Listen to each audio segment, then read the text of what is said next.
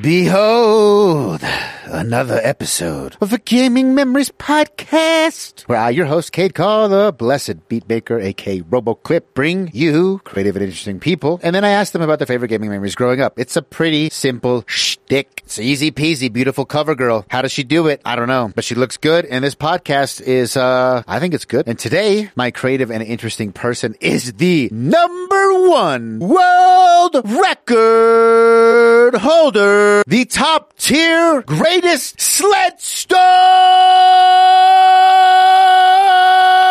speedrunner, Gawrit, aka Garrett. Yeah, you heard it. The #1 greatest Sled Storm player on motherfucking planet fucking Earth on my podcast. Bitches, get on my level. I think I've made it. I think I've fucking made it. I'm basically the shit. Who cares about his talent and Sled Storm? He's on my podcast. Mine.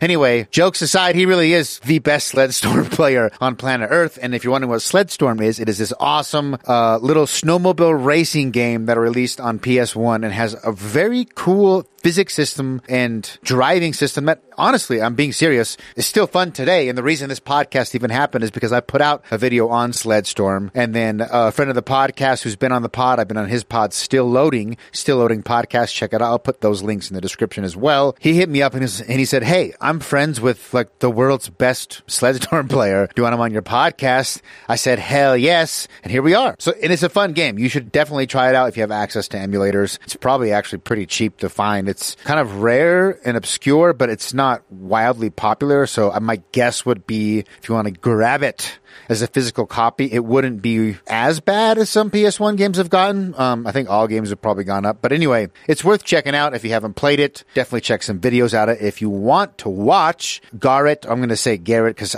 his username is Gawrit.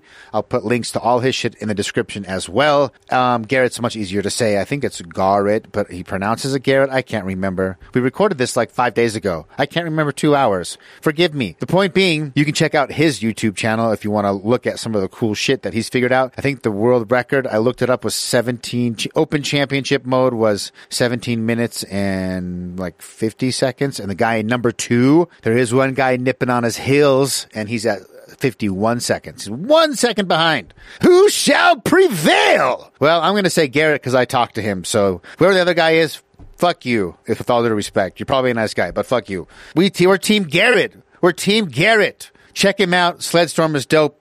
Still Loading podcast is also dope. And as far as what I've been playing, lots of PS1 games still. I'm also checked out 2 cool new little baddies on Steam. The Chinese. Can we say that? Can we just say the term the Chinese these days? Or is someone offended? Well, guess what? I'm not talking shit on the Chinese. I'm praising them. They've been putting out some dope motherfucking games. So on Steam, there's like this market of Chinese developers that have been putting out awesome games. And nothing's like new and mind-blowing. They're just refining existing genres and then making them cool and adding Chinese like mythology. So one I've been playing is called Bloody Spell. It's like Dark Souls and Neo mixed with like Ninja Gaiden and Chinese lore and also topless chicks. So if you're into that kind of thing, I haven't gotten to the topless chicks part. Apparently you can get to that part. The game's hard. It's like Dark Souls, like Kung Fu weapon Dark Souls. It's freaking dope. And then the other one that I've been playing started with an E. I'm scrolling through there's 2 new ones. One of them is not Chinese though. The other one is called Eastern Exorcist. This is like, think Muramasa on the Wii. I think Muramasa was on the Wii. That is one of, what's their name? They made Odin Sphere, Dragon's Crown, Vanillaware. Vanillaware has a game called Muramasa with that sort of, it's not sprite artwork, it's spine. I think the technical term is they call it spine animation. The most prominent examples would be anything from Vanillaware. So Odin Sphere, Dragon's Crown, Muramasa. They have a few more that I'm forgetting the names of right now. It's that style, but it's like action, Metroidvania, 2D. You can either play as a dude or a female. Both the art styles and game gameplay is super tight. If you like Metroidvanias, got some videos on that coming out. Ender Lilies is overwhelmingly positive on Steam right now. It is a Metroidvania where you play this little like princess girl who has demons help, so she doesn't do any of the fighting, but you control like demons and spirits. It's dope. There's some dope games coming out. Eastern Exorcist, Ender Lilies, Bloody Spell, and the one that I just snagged, well, I can't remember, but I've also been playing Psychonauts 2. Really good so far. That's Tim Schafer's Double Fine, sort of old school, semi-old school legendary development house. Brutal Legend, one of my favorite games of all time, was developed by them, and Psychonauts is my second favorite game by them, and they just put out the sequel now. So go buy it, because maybe if you buy it, they'll put out a Brutal Legend sequel, and that would be the most metal thing ever. Other than that, that's it. Garrett, the best Sled Storm player on the planet, and arguably most likely the universe, unless there's some aliens out there playing Sled Storm. He's the greatest in all known existence. My podcast, you know the drill. Like, share, comment. The God shall bless thee. I say these things in the name of Miyamoto the Father, Kojima the Son, and Carmack the Holy Ghost. Amen, and enjoy the show.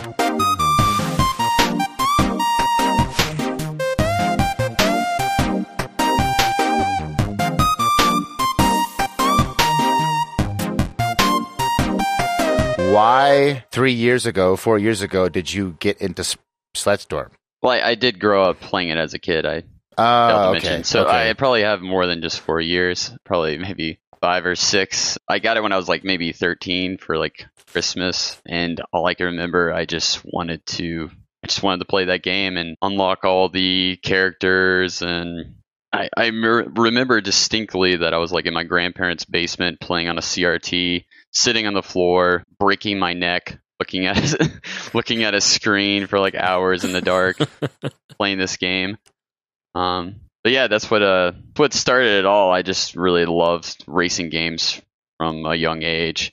And obviously I went away from it, played other games. I got into Halo 3 for a long time, stuck with that. But it was in the back of my mind always. I think it was 2017.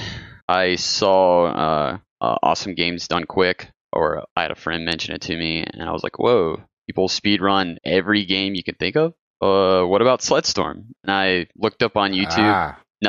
Nothing was there. I mean, there was a little bit. There was people doing quick race mode, which is completing all the tracks that are featured in the game, like in order. Like you just do 3 laps, go to the next track, do 3 laps, go to the next track. And I think a lot of other speedrun games have that same category. But I was more fixated on the Open Mountain Championship, which is like the main mode of the game, which everyone as kids would play. I think people are just too scared to attempt it because you have to do tricks and there's upgrades that you have to purchase, and people weren't really sure how to go about it. But I took it upon myself to be that guy that pushes it to its limit. So it was like essentially a game from your childhood. You found out everyone speedruns something. That's just the first game that came to mind, and then you got into it. Yeah, it was kind of like, I was kind of frustrated too, because I was like, oh, dude, there's got to be a big community for Sled Storm, because like it's a hard racing game that would, take a long time to optimize, and there just wasn't much competition, and still really isn't, just because it's kind of obscure. PlayStation 1 games just don't get enough attention. It's definitely obscure, but the reason we're on the podcast, we should also introduce Still Loading Podcast is here too. Say hello to everybody. Forgot to say that. He actually speedruns it too. Well, not. I do. Once. Not anymore. I have one. I'm in 4th place on the one category. I posted a video about Sled Storm, and for me, it was just a game I remembered. I felt like it was pretty obscure, but the video got a decent response, and so there's definitely people out there that love the game and remember it. Oh yeah, it did well, and then he reached out and was like, "Hey, I know a guy who's like the best speedrunner of all time on Sled Storm." Like, what? Small world. Yeah, because it's such it's like a niche game. You have to be into retro gaming, and even in the retro gaming circles, I don't hear it brought up that much. So I thought it was cool. Like, wait, I can just talk to the guy who's like the best Sled Storm player in the world. Probably put the most hours into the game. Dude, I have so many You wouldn't believe some of the physics I see in this game sometimes. So the way it even came about was I was streaming Sled Storm, and then, do you want me to say Garrett or Gawrit? How do you want me to? You can just say either or, but yeah, go by Garrett. Okay. And then, like a month later, I randomly get a comment on my VOD of it, and I was he clipped it. And I was in the video. I was like, while I was streaming, I'm like, I wonder if anyone speed runs this game. And then all of a sudden, I got a clip, and it said they do, and it was Garrett here. And so then we started talking back and forth, and we've never even met in person. We just kind of got to know each other from this one random interaction. And then, what would you say, Garrett? Like, we spent like a solid 2 or 3 months talking all the time, just going over Sled Storm stuff and, bullshitting and whatnot in general.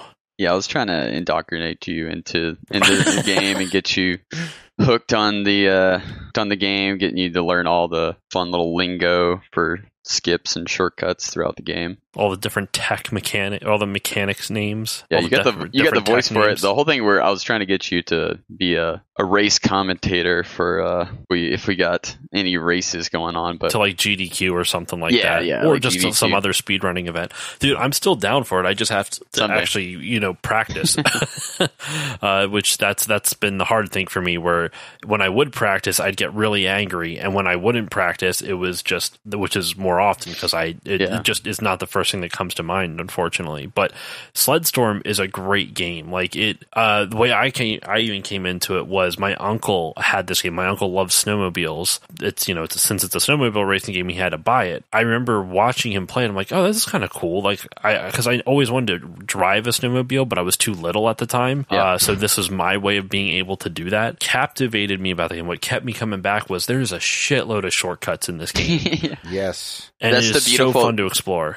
The beautiful thing about this game. Oh, go ahead. I was just going to say, as a casual player who made it for the video, that's the first thing that I noticed. It's like, dang, every level has every section has multiple shortcuts. Yeah.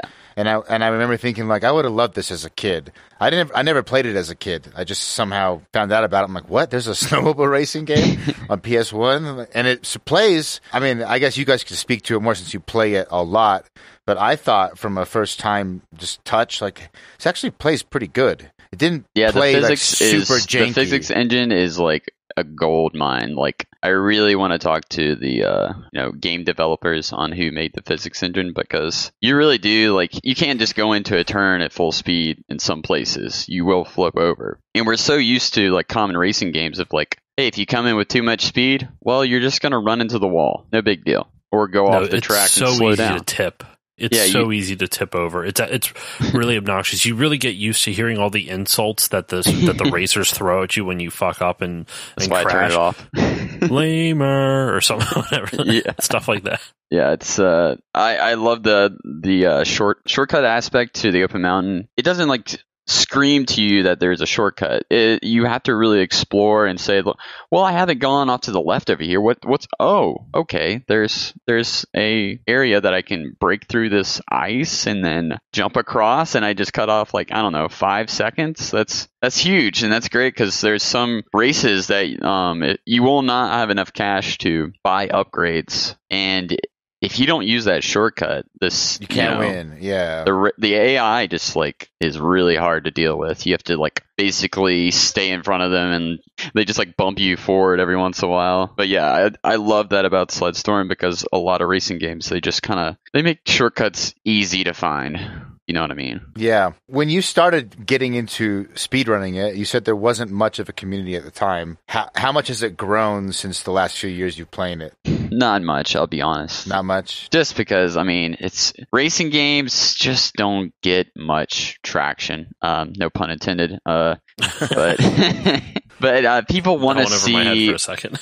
Yeah, people want to see games that they definitely played this in their childhood. Want something with the multiplayer aspect online. And that's where Sled Storm just kind of doesn't have that. If it did have a multiplayer aspect, I think it would be a lot more popular. But, here's to hoping there's a remake someday or something. Do you feel like you've basically pushed the game as far as it can go, or do you think that there's still? I found a new skip today. No joke. Okay, really? Sweet. Yeah. Yeah. It literally is 27 seconds. It skips 27 seconds. No, it takes 27 seconds to do one track. Oh. It's Eagle Ridge. Okay. I just posted it today. I can throw it in the Discord chat, actually, since it's only 27 seconds. But yeah, there is a way to. There's a technique called snaking and submarining in the game, which means if you go off a jump and hold forward, you will tip the nose of your sled, and you will fall a little bit faster, saving time so you land on the ground faster. But if you nosedive a little too far, you may go into the ground, and then you may get stuck inside of the ground, or you may keep going underneath the ground. So I speculated if you go a little bit, go 50 feet forward on a track, and then cross a single checkpoint, turn around, and then jump off that jump and go underneath the finish line checkpoint. You don't cross it, you go underneath it, so it doesn't count. And when you come back up, when you surface, the game thinks, oh, you seem to not hit the finish line, but you're at this checkpoint before the finish line. So therefore, you have 2 checkpoints. You can finish a lap. So okay. Yeah, I'll share it here. No, I get you. And when you do submarine, though, you want to be careful. I remember when we were going over the no skip run. You got to be careful with submarine because if you jump into if you nosedive a little bit too much, then you bonk a little bit and it slows you down. So, like you were saying, you want to tip it just a little bit to speed up the fall because you go faster when you're on the ground than when you're in the air. But then you want to tilt up at the last second. Am I right? Am I remembering that correctly? Yeah, it's more of you have to fall at a certain height. If you fall from too high, you'll go too deep and flip over immediately. Too low of a jump, then you just won't get into the ground. So you have to fall at a specific height, point your sled down at a specific angle, 45, and then once you get in, either gotta hold forward for just a tad bit or let go, and then you'll just kind of go underground, at that steady, altitude. Not altitude, what would you say? What would you say underground? I'm watching the video now, dude. That's crazy. I see what you mean. It just you when you dive under the ground, it's weird. You can tell the physics are a little off by it, so you can tell you're actually underneath. Holy shit, 27.53. That is amazing. Yeah, I did. I found that today, and I got that time. I was like, that's pretty good. Not bad. And for those listening, it's basically, and I watch it. Yeah, you take off from the starting line, you turn around, there happens to be a bump pretty close to the lap marker, you jump off it, you dive under, but it's weird, you don't really look like you're going under the snow, you can still see the person. Yeah. But it's obviously under. Yeah, you're technically, it registers it and you go under the thing, turn around and go over and it counts as a lap. How many tracks, obviously that seems like that'd be dependent on there being the terrain to facilitate a jump. That's the only track that has that type of skip now, which is going to be fun. I am excited to, this is going to save, because the original, when I was doing runs, I would get around 50 seconds for the skip that I'd have to do, which is just as cool. Loading is familiar with it. You do a wall ride up onto the upper level, and then you just drive around on top of this skybox, and then drop back down. It's really funny looking.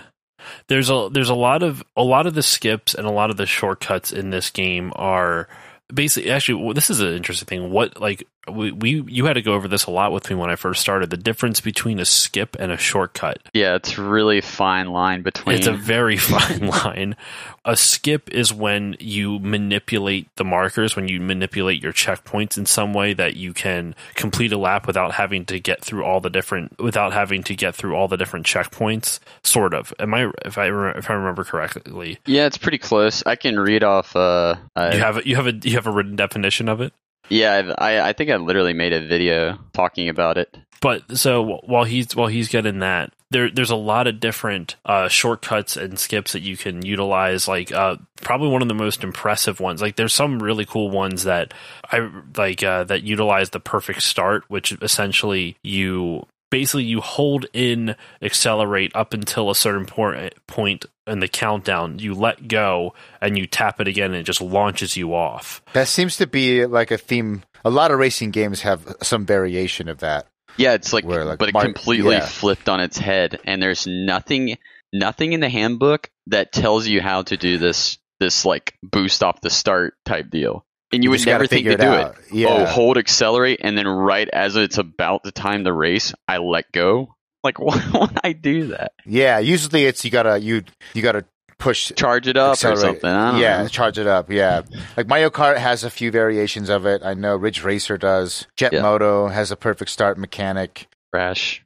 Team Racing. Crash. Diddy Kong, I think, does too. That's a good. That Diddy Kong's overworld had some cool shortcuts too. I think that should get some still credit. need to play that. I'm still playing. I'm riding Crash Nitro Fueled for a little bit on the Switch. Is that the remake? Yeah, the remake. They remade it. Pretty good. I remember liking the original. I don't have a ton of sharp memories.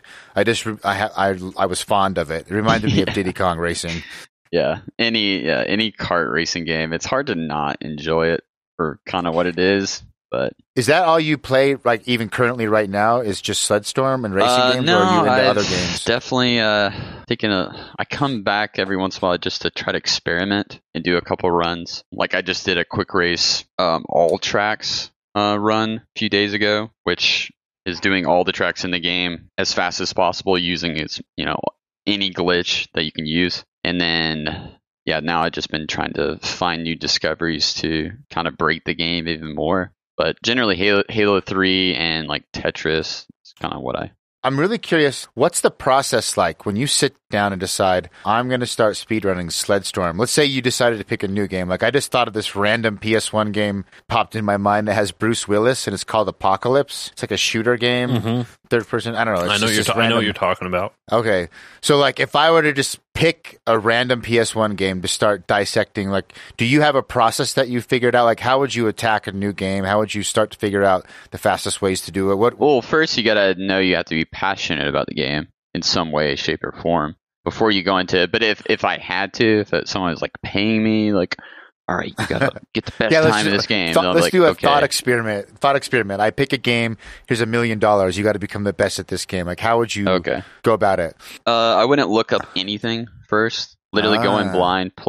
Let the game take its course. Play the main mode of the game, campaign, whatever it is, and then just kind of think about exploits while you're playing through. But obviously, don't try to cut any obvious corners, because there may be things that you will skip over that could be useful as a skip. I see. And what do you look for? Like, how do you spot? Like, what are you looking for when you're looking for exploits? Because a lot of people aren't gonna. They break it down like I'm 5. Like, what are we looking for an exploit? You're looking for something that creates either vertical or horizontal movement in your character. Or anything that can push your character that could be you aren't using doing yourself, explosion. right? No, you can use it yourself. Like, What I mean is you're looking for anything that creates movement in your character that you aren't doing directly. Like you you run it into a wall and all of a sudden something else will push it, or like the game will continue to push your character. Is it something like that? No, I'm thinking of objects or like tools that you can pick up that you can use, like typically in most games. But there's obviously ways of exploiting it. Like in Halo, you can throw down a grenade and then jump on it and it'll like launch you forward. But in the sacrifice of losing your shields. But if no one's around, then it's worth the trade-off. It's like you're playing with the physics of how you can move your character around. Yeah, you're kind of playing with the physics. You're seeing what can do what, and that's the biggest thing. Like, and when you reach a point where you're like, "Can I get there? Is it possible to get up there?" And then try to do it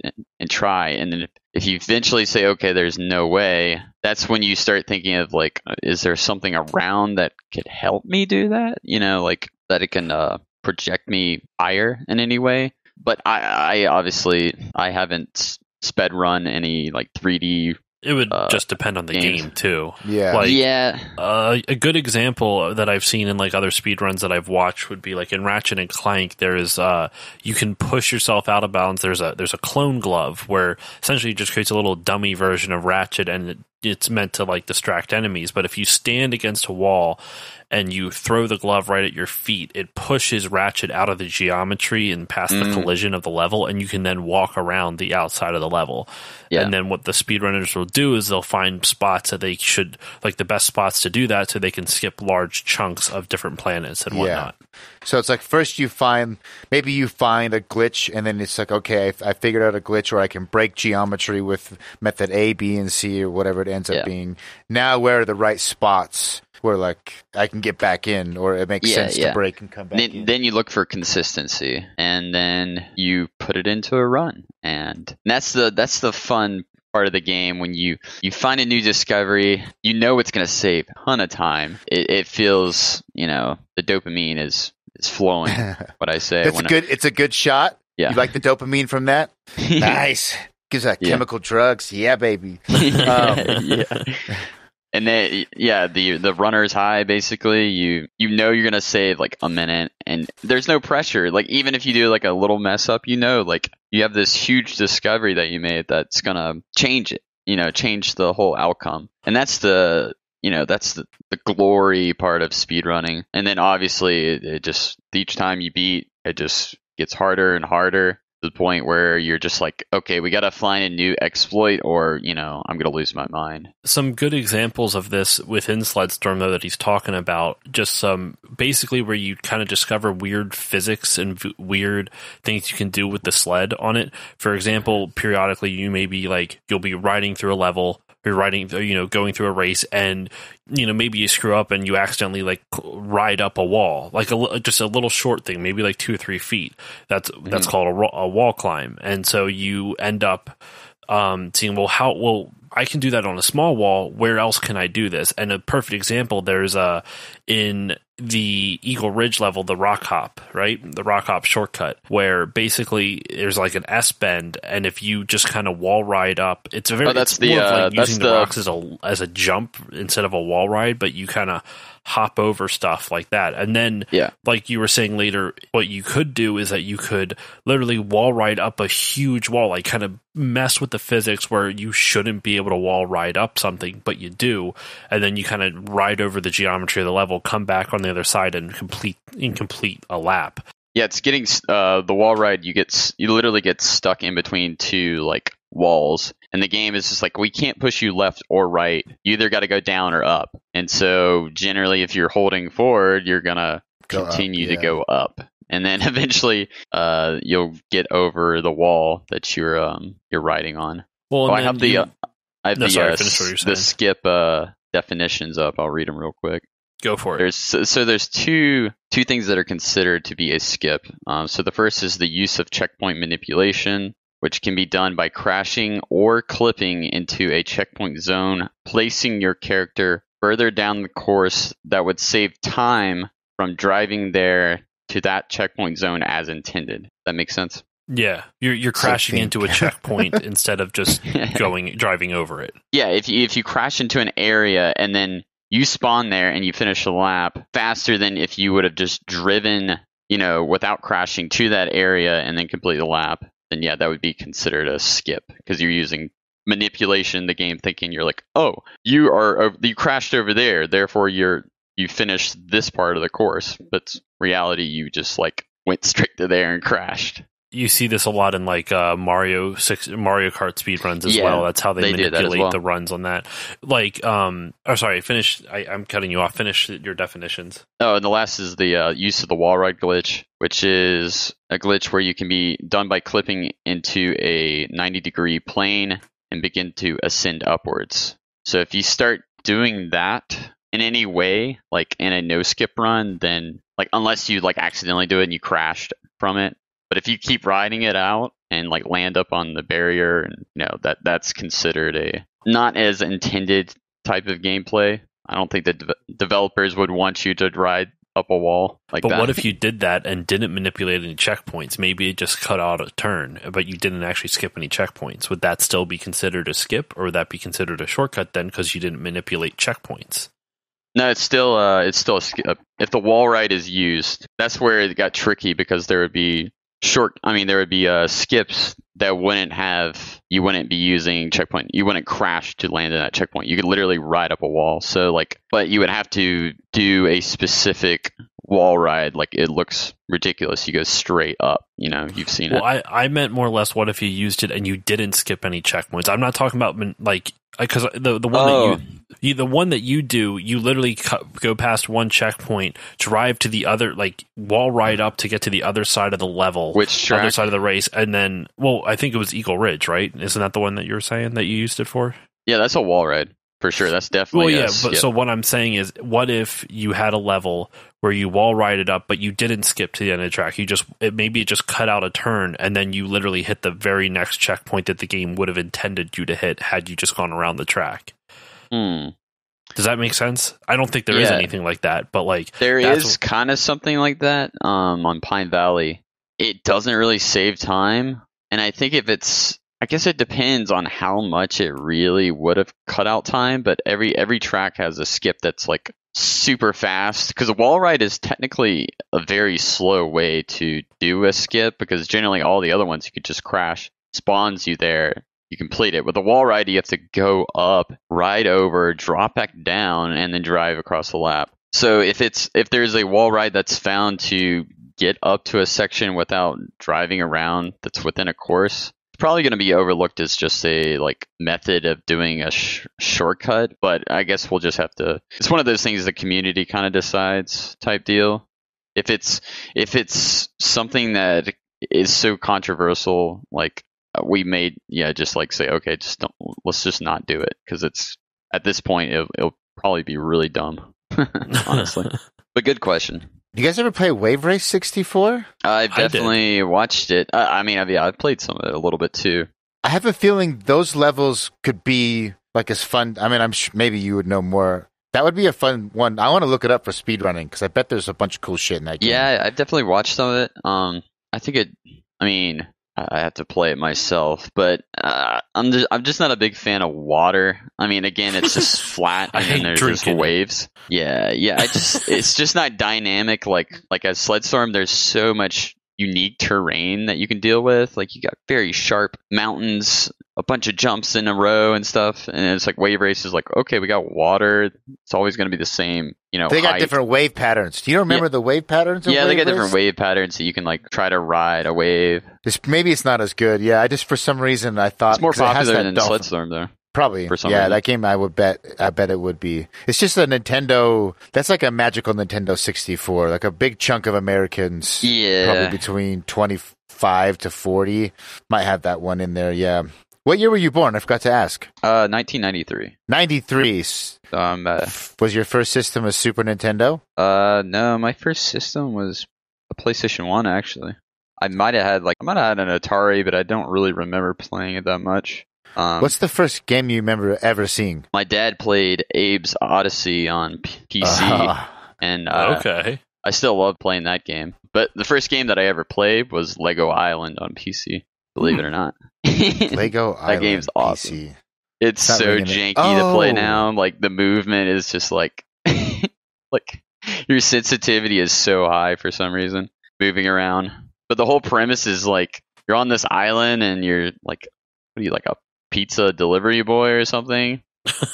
I don't know. And then if you give the pizza to the prisoner on the island, he escapes, and then your whole mission is to find him. It's how did he get out from just eating a pizza? I don't understand. But as a kid, it was just so much fun. This actually looks really awesome. It reminds me a little bit of Jumping Flash, and then it has these CG. It's got some really funny animations in it. The voice acting is really funny.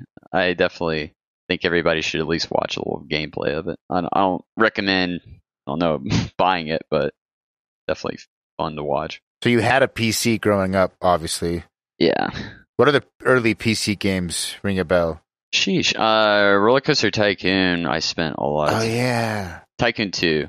Roller Coaster Tycoon's awesome. Yeah, I still kind of want to... Every once in a while, I want to go back and work on some parks. I got back into it a year or two ago, just to see if it's still any good. And I was yo, this is still fun. This is still a good game.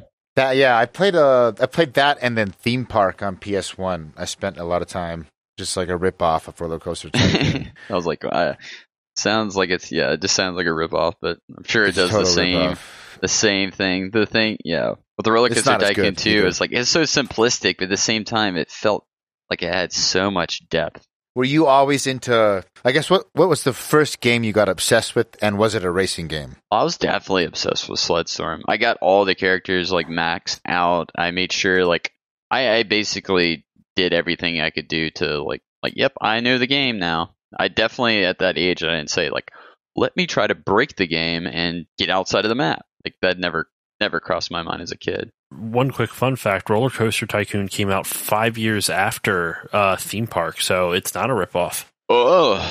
Yeah, I was just thinking of the only reason I even thought about that was there was a little documentary about Roller Coaster Tycoon that I watched, and they were talking. They mentioned Theme Park specifically as kind of like a predecessor to what Roller Coaster Tycoon is. Did the same people like? I don't think it was switched over teams, or is it a whole different?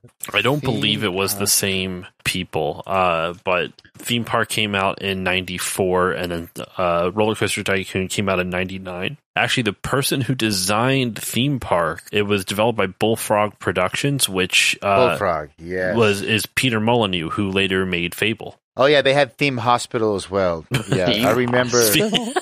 Yeah, and Theme Park. What blew my mind about Theme Park, like when you're talking about this Lego game, you could go into first-person mode and explore your park. Yeah. But it was janky as hell, but I remember thinking that was pretty badass. Yeah, I didn't realize it was Bullfrog and Peter. One of the most famous, like, overpromisers in video game development history. I actually just finished an episode. It's going to be coming out, actually, the day we're recording this, it's going to be coming out 2 days later on Sunday, but I did an episode on my history of real-time strategy games, and one of his games was on it. It was called Powermonger, and this game is, dude, like, this is wild. It had a full 3D map back in, like, 92. This is 1992 for the PC. It was called Powermonger? Powermonger, all one word. And the UI is absolute garbage. It's one of the most unintuitive things I've ever seen in my life. Think of a war room, and you have the table in the center of the war room where all the different, where the map is, and they're pushing units around.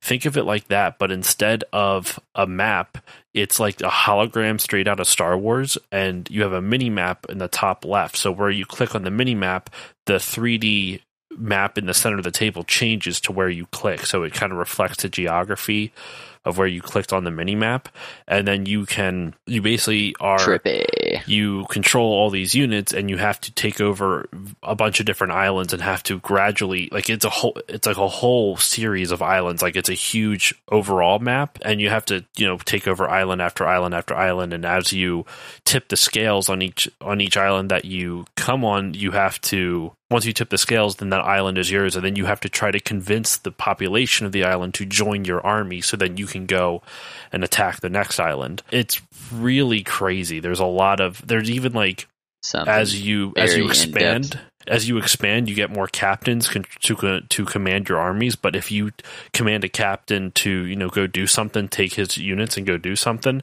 if they're farther away from your quote unquote main character, it takes longer for that command to get executed because it's simulating like travel from like, I issue this command, now it's got to travel, like 400 miles to this dude on another island. You have a choice of sending it by pigeon or by soldier. Yeah, like racehorse or whatever. It's wild, but the controls are absolute bullshit. Like, to rotate the camera of the 3D map, you actually have to click a tile on the table, like on that war room table. That's how you move it. I'm looking at it right now. It looks like you're playing. I don't want to play this game. No, like you're playing like checkers. Yeah. I'm impressed by its scope, and I'm impressed by like what it tried to do. But when you're so used to modern games, this is just like the UI is just like a wall of just what's it called impossible. Again? Powermonger, all one word. Yeah, it's like this view for those listening. Yeah, it's a good way. You like at a war room table, it's an isometric view, and there's all these tiles around the table, and that's where your UI is embedded in, but like some of them are cut off and squished. And if you don't, I mean, I would assume you would have the manual to know what all the symbols mean, but like when you're watching a video of someone playing it and it's just symbols on it, you're like, I don't know what any of this does. I don't know what this is all for. There's no like little things like power. Yes, that's a good point. Like modern software, when you hover over something, usually a pop-up will come up and explain you don't what know. this does. That didn't exist back then. People hadn't figured that out yet.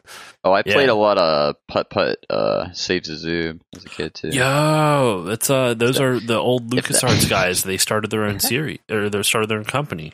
HEB Games. Now. I think you should watch the Putt-Putt Saves the Zoo speedruns. I think there's more runs on that game than Sled Storm. Believe it or not. How do you have a speed run of an adventure game? It's literally just how fast you can click. There's no puzzle literally, solving. and you see all you hear is clicking and heavy breathing, and then people going. It's like, oh my gosh. The dude who designed Putt-Putt Saves the Zoo is Ron Gilbert, who made the Monkey Island games. Yeah, The Secret of Monkey Island. I have not played that, and I love monkeys and I love islands. It's a pretty fun game. I actually played the first one for the first time earlier this year, actually, or last year on stream, and it's one of the LucasArts point and click adventure games. They made a bunch in the late 80s, early 90s into early 2000s, and the Monkey Island games are probably their most popular. That in terms of point and click adventure games. And I believe, if I remember correctly, Ron Gilbert even published something. Yeah, The Secret of Monkey Island. The Secret? Oh. Yeah, The Secret of Monkey Island. I gotta see if I can remember, but basically... my God. Oh, it's a great game. And I don't even have nostalgia for it, but I think it's a really good game. But it was either Tim Schafer or Ron Gilbert who posted someone called it a manifesto, which I don't think... That sounds diabolical, but basically... It's like you're playing a movie, basically. Kind of. You're playing a Disney movie. Yeah, so he posted, he wrote this thing called Why Adventure Games Suck, and it was basically, he wrote it in, I want to say 1989, where basically it was a response to all the Sierra adventure games because they were very non-user friendly. Like it was easy to die and you wouldn't have known why. Like they gave you no hint and then you'd have to start all over, or like you could play a game and then not get all the pieces that you need, but you couldn't backtrack, so you'd just be stuck and you'd have to start over because you didn't get the right item that you needed at the very beginning of the game or something like that. So when Ron Gilbert and the LucasArts guys decided to start making adventure games, they're like, no, we like players always need to have the ability to solve the puzzle that we present them at any given time. Like everything should be there, or it should point them in the direction of where they need to go. And I'm really simplifying it, but he wrote a whole they call it a manifesto, but basically a whole article on it by himself called Why Adventure Games Suck, and it's just basically a design bible. Like it's trying to teach future designers, like, this is how you make adventure games not suck. And it's apparently really interesting. I've yet to read it, but I've heard really good things. Did you ever there's an adventure game I always ask people about, and no one knows it, but since you've been doing some research and going, by the way, everyone should listen to your podcast, Still Loading Pod. The RTS series is awesome. Like, I think you could just turn it into like a history lesson on just games, and I would listen. It's a lot of work to do it. It's a lot of work. I have to do so much research, and then I have to write this. Like, all those episodes are scripted because otherwise I would just be rambling.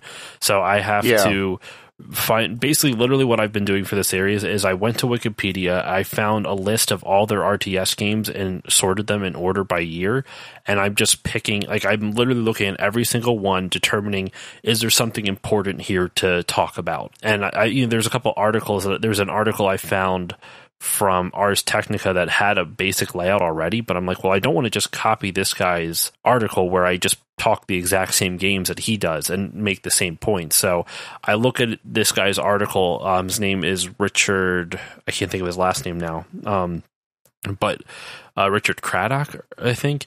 So I didn't want to copy it. So what I've been doing is I'll look at his article, see what games that he has already like done the research on, like, that are important. So I know to talk about them, but I try not to read it from there on out because I don't want his writing to influence what I'm doing.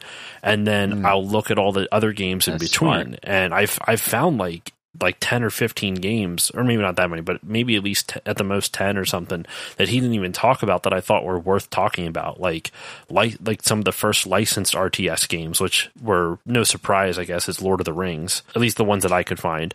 I didn't know there's like a old school Lord of the Rings RTS. It's very light on the RTS. It's basically, it actually kind of reminds me of like what RTS games became, especially with like Warcraft 3, where you have hero units, where you would play through the story of, I think it was the Fellowship of the Ring, and you could only really control the hero units, and you would have to fight, like orcs and Uruk-hai and stuff like that. There was a sequel to it called Riders of Rohan, which were honestly was kind of shitty.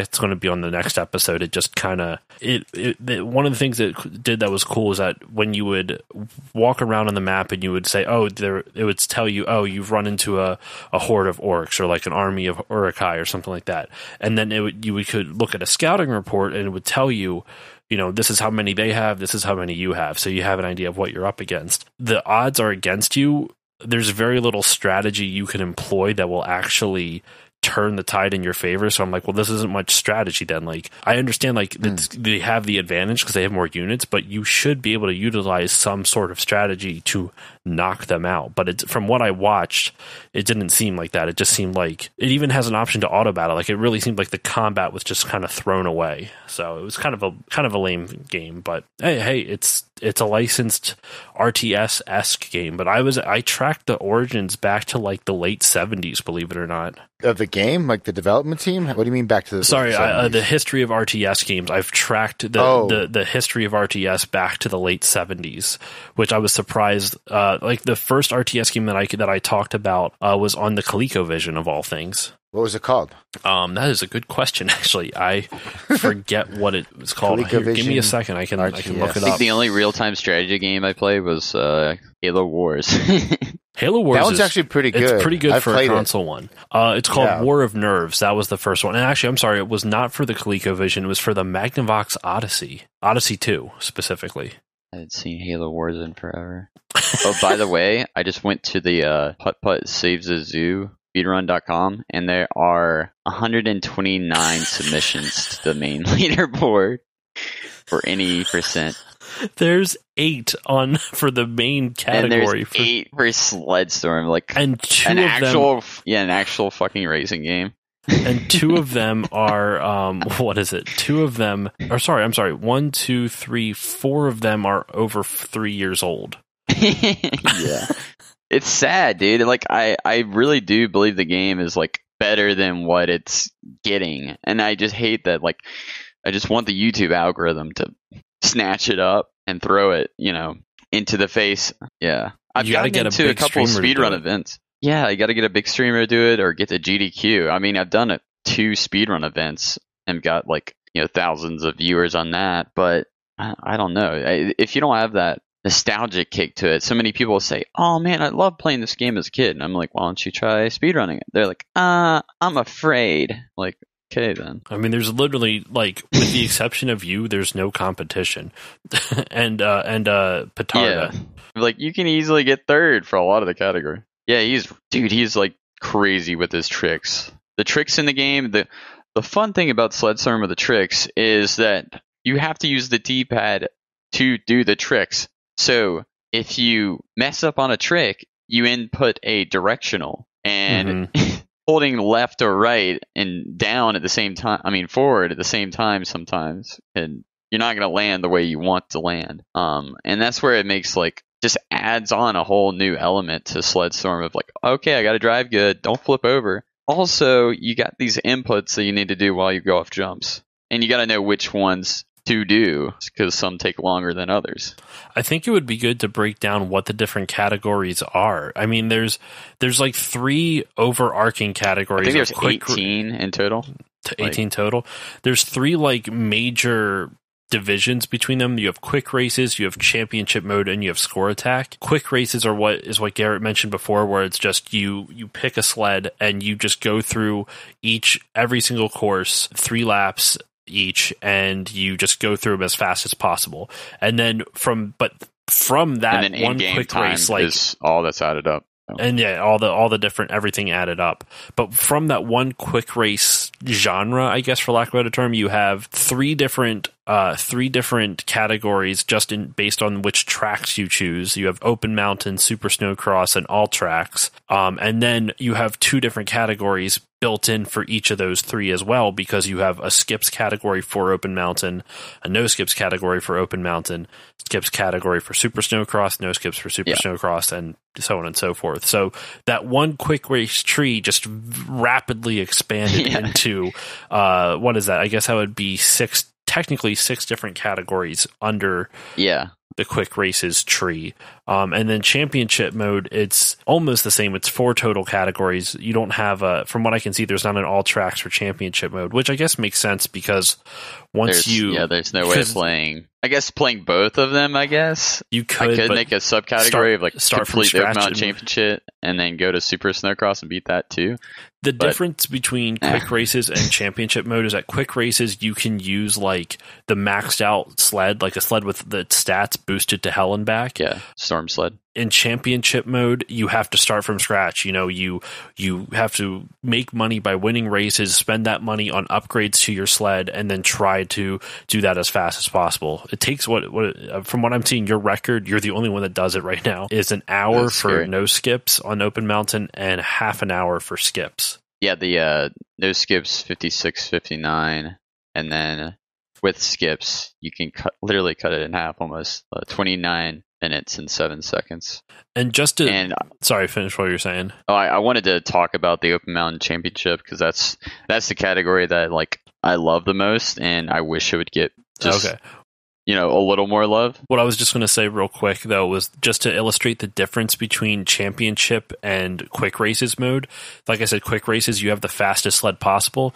It took you, half an hour with skips on championship mode. With skips in open mountain, it's 6 minutes and 14 seconds. Like, it's a huge, that's the speed difference between having the fastest sled and having to build up to the fastest sled. Oh, yeah. Wait. Are you comparing quick race to championship mode? Yeah, the quick race with its skips compared to champion mode with its skips. It's a half an hour approximately for championship mode with its skips. Yeah, because you don't have to do the fog series, the night series, and that's why I was just saying that's a big. Oh, you don't have to do all the different series. I didn't even think about that. You're right. Sorry, finish. That's the biggest add-on. But you want to talk about championship mode. Yeah, the championship mode loading said that it starts like your sled is like just at its basic level. Every character does have a little changing of stats you can choose between.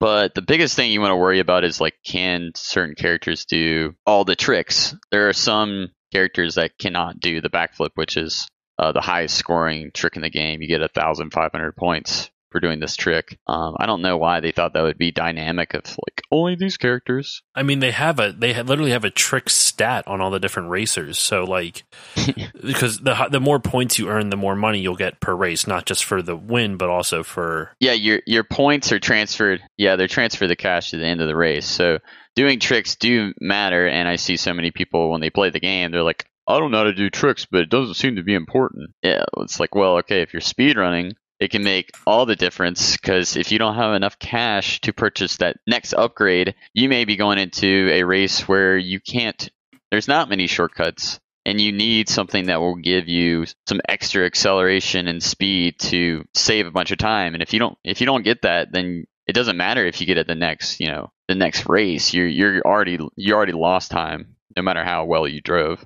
But they also have like a bunny in the game that if you hit, you get 7,500 points, which is quite a meme in the community. It's so depressing to think that you get a shitload of points for running over an innocent rabbit on the racetrack. You just blow it to hell and back. Yeah, it makes like a nice like splat noise too. It's but we always like, why is this bunny like literally like, so you drop a 0 to transfer it into cash. So it's this bunny, you get paid $750 to run over a bunny. It's so fucked up. Which is like, okay, like what did this? My running theory is the bunny is from Monty Python and the Holy Grail.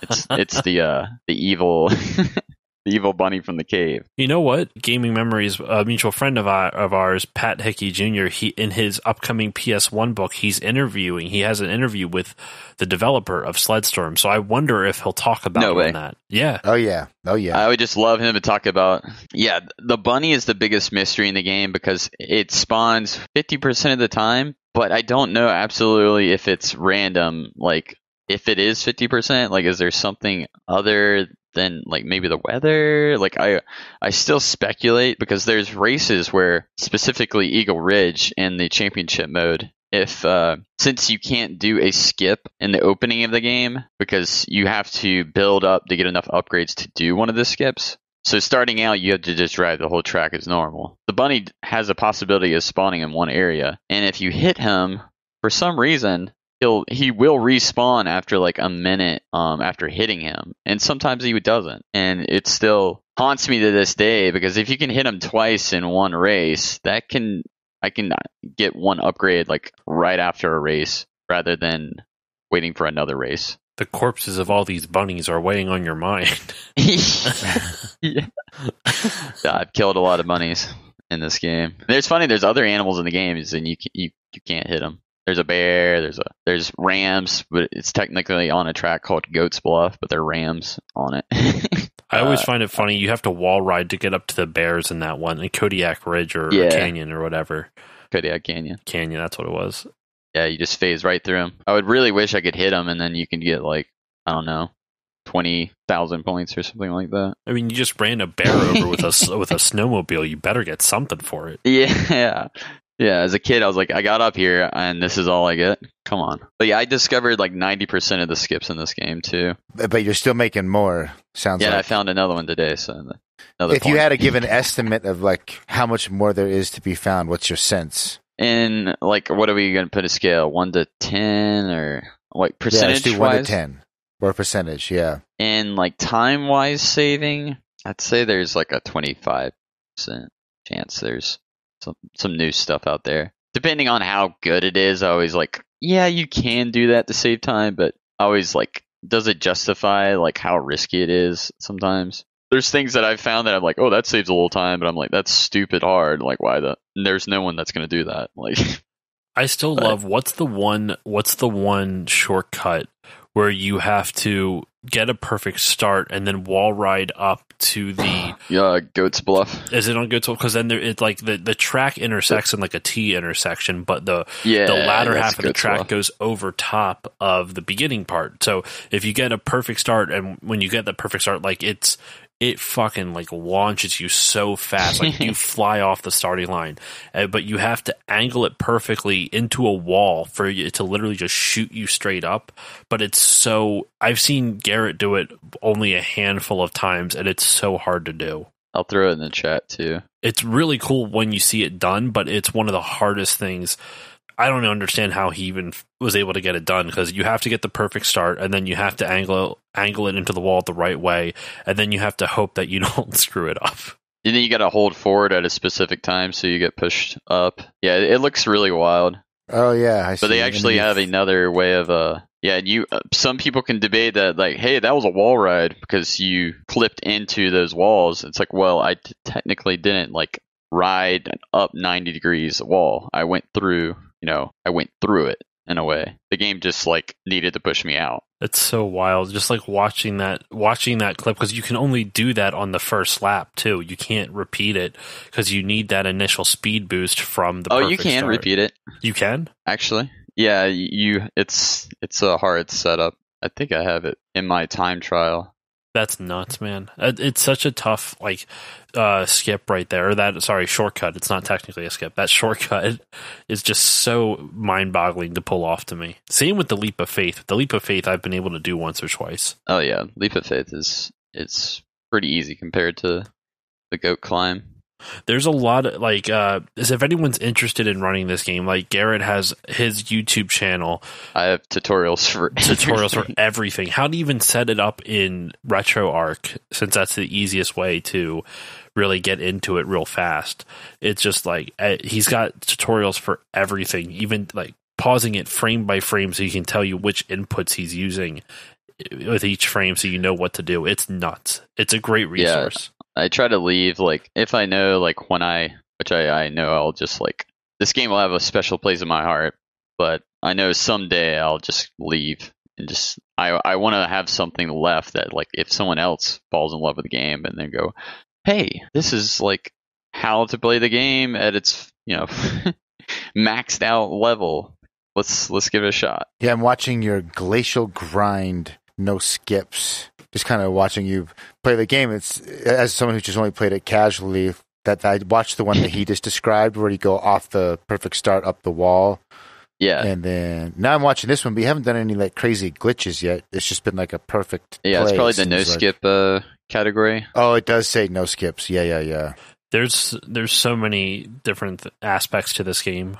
Like, we keep throwing out these names of levels and skips, and I feel like it might be a little confusing for people Definitely. who don't For know. me, it's been hard to follow, for sure. Yeah, so basically, you just have to know there's a lot of different categories that you can choose from. There's the difference between a skip and a shortcut is very important, because it depends on which category you get put into, obviously. Yeah, if you're not sure, it's always good to just ask. You're like, hey, is this a shortcut? Just typically, people would watch one of my runs that would say no skips and then be like, okay, that's kind of the main, like, okay, I can see that's considered a shortcut because he's the moderator. But if you do something that, like, you see in the skip category, that in the no skip, then you're like, okay, this is not right. So it's just kind of a little common knowledge. Go do a little research before you jump into a category. Okay, so I'm watching one video called Eagle Ridge, and you just like wall ride up onto some invisible geometry. It looks like, and then just come back around the finish line. That's one of the funnest skips, but which I just found a faster skip today on that track. But I just posted, how did you find, like, how did you realize that there was invisible geometry at a certain point? That was actually on that track completely on accident. I jumped up on that ledge and I happened to literally clip into the wall and start riding up a little bit, but I crashed immediately because I freaked out because I was like, whoa, what am I doing? This doesn't look natural. But then it immediately, like, a bell went off in my head after I crashed. I said, wait, can I get up? Like, what if I keep going up? And so I kept trying, and then I went up and I landed on no way. There's a hitbox up here. There's collision. And what do you think that's like an intentional secret? No, or just some like leftover. They just like, let's junk? put the walls. I don't know. Like, let's put them this high. Like, there's no way they're gonna get up this high. Like, and then they just they just rounded it off. I don't know why they didn't just have like a sheer edge where you just fall, which they have that in a lot of tracks. If you can wall ride in every track. I've gotten out of every track in the game, and you'll be surprised. There's actually a video on the multi-track theory. I don't know if Loading, have you seen that one? I mean, you can say my name on here. I've been on this podcast before. It's Josh. Okay, Josh. And I have it on my own. I started saying Loading, and then I just went with it. I like Loading. That's a nice nickname. I know, right? I mean, we can SLP. roll with it. SLP. Sorry, what was your question Josh, again, man? the multi-track theory in Sled Storm, where like you can get outside of the track and land inside of the like unloaded mirrored version of the track. Is that a thing? I've never even heard of that. Yeah, you can get outside of the track in this game. Well, that I know. And land inside of the unloaded version of like the mirrored version. Like most racing games have a mirrored mode. Yeah, it's like it's still like in the same track file as like the regular track file. Interesting. So they just flip the track and keep it in the same universe, whatever space. Yeah, the same like file. Like So actually, it goes further. Even you can get out of the mirrored and then land in another one, and it keeps going. I've gone 8 outside. How deep before. Does this go? Yeah, it's really weird. But I don't understand. They have such limited memory resources on these. Like, why would they do that? Do you think that maybe it just like transports you back up to a higher like location in geometry and like that, but you don't notice it because it just looks like you're falling down into the next one? Like, you know what I mean? Like that I have no idea. Could be a thing because on one of the tracks, I went like 6 out, and when I landed to the 6th one on the map, it showed that I was like way over to the right, but it started displaying the track again, but I was like kind of at a weird catty corner vision of it. Like I wasn't actually riding on the visible track. Okay. Yeah, you'll have to watch the video. It's kind of mind-boggling. But my only theory is that each track is a version of the track with all of the weather conditions. So you'll have a track that has it's nighttime clear, nighttime with snow, nighttime with fog, and then you have, so that would mean there's like 18, I think the math, there's 18 different versions of the same track when you're playing one of the tracks. Wait, so if that makes sense, that means that when it's loading, it's not just loading the track you're racing on, it's loading all the different variations. They're just in different spots in geometry that you can't see. So it's multiverse, bro. Multiverse theory sled storm. So you could be doing We're not alone. You could be doing like the first track on like a sunny day, wall ride it off the geometry to break out of the zone, break out, fall down, and it might be the foggy level for it. Yeah, you don't really know because you can't see until you fall. So that kind of makes sense. So they load the geometry, but is it not loading the textures? Yeah, there's no textures there. It's nothing there. That makes sense. So they are saving on memory. Like they're just loading the geometry and the collision. Oh, that'd be wild if you could land back down and it's all texturized and stuff. Oh my god, that would be. That's crazy. Be like, I'm getting tired of sun. Like, I'm gonna drop into the day version of this. I mean, the night version of this track. Dude, I might. Because I'm going to have you on to talk about Sled Storm specifically on my show later this year, like closer to Christmas, right? Sick. So I'm going to I'm going to try my hardest to get a programmer or some developer from the game on the podcast and to be on the episode with us. I have no idea. I mean, I'll try too. So Patrick, talk to Patrick. He might be able to link you up. Yeah, I might ask him then. I think it's a little weird when you're like, "Hey, just give me the shortcut." I always feel weird doing that. Down. I always feel weird. So, I mean, but hey, it's Sled Storm. It's all about shortcuts. Yeah. Just depends. I think he'd be cool with it. I don't know, but I wouldn't care if it was me and you asked me. I'd be like, "Yeah, here's his email." Yeah, I'm always kind of weird with that. Like, I don't want to like. I was saying this on a different podcast I was on where it's like I don't want to. Or no, actually, it was on a recent episode where it's like I don't want to abuse the relationships that I've made through the show to be like, well, I know you, so could you hook me up with so-and-so or so-and-so? It's just like I'd feel weird doing that because I want to actually... Yeah, you always question, you're like, know if they're going to care who I am. They're like, who are you? I know. Oh, for a podcast? Yeah. No money? Okay. Pretty much. You're too nice. I'm the opposite. Like, oh, you know a guy who's really good at Sled Storm? Let's do it. Yeah, bring him on my show. Well, but I'm like you. Where I don't mind if someone asks like for that. I would reach out to the person first and be like, hey, are you cool with this if I give him your contact info? And then I would do it. Which is actually what I did with you, Garrett. I was like, hey, do you want to go on? And you're like, fuck yeah. Yeah. I'm always looking to talk about Sled Storm. Any chance talk Sled Storm. To proselytize Sled Storm. I should go door to door. Like, have you heard of our Lord and Savior, news. Rob Zombie? And because it's got Dragula as like the first track on this. Yeah, if someone's played the game, they'll know Rob Zombie better than the game. Hot Rod Herman remix. Doesn't that have that Rob Zombie Dracula? I'm like, yep, it does. I'm watching your YouTube channel and I popped on a video of Burnout 3 Dockside Southbound. It says WR. Is that still a world record for you? Probably not. I just lazy. I haven't gone back and edited it. It's still fast though. I mean, no this crashes. Game is. I've heard people talk about Burnout. I know Burnout Paradise is a popular entry in the series. Yeah.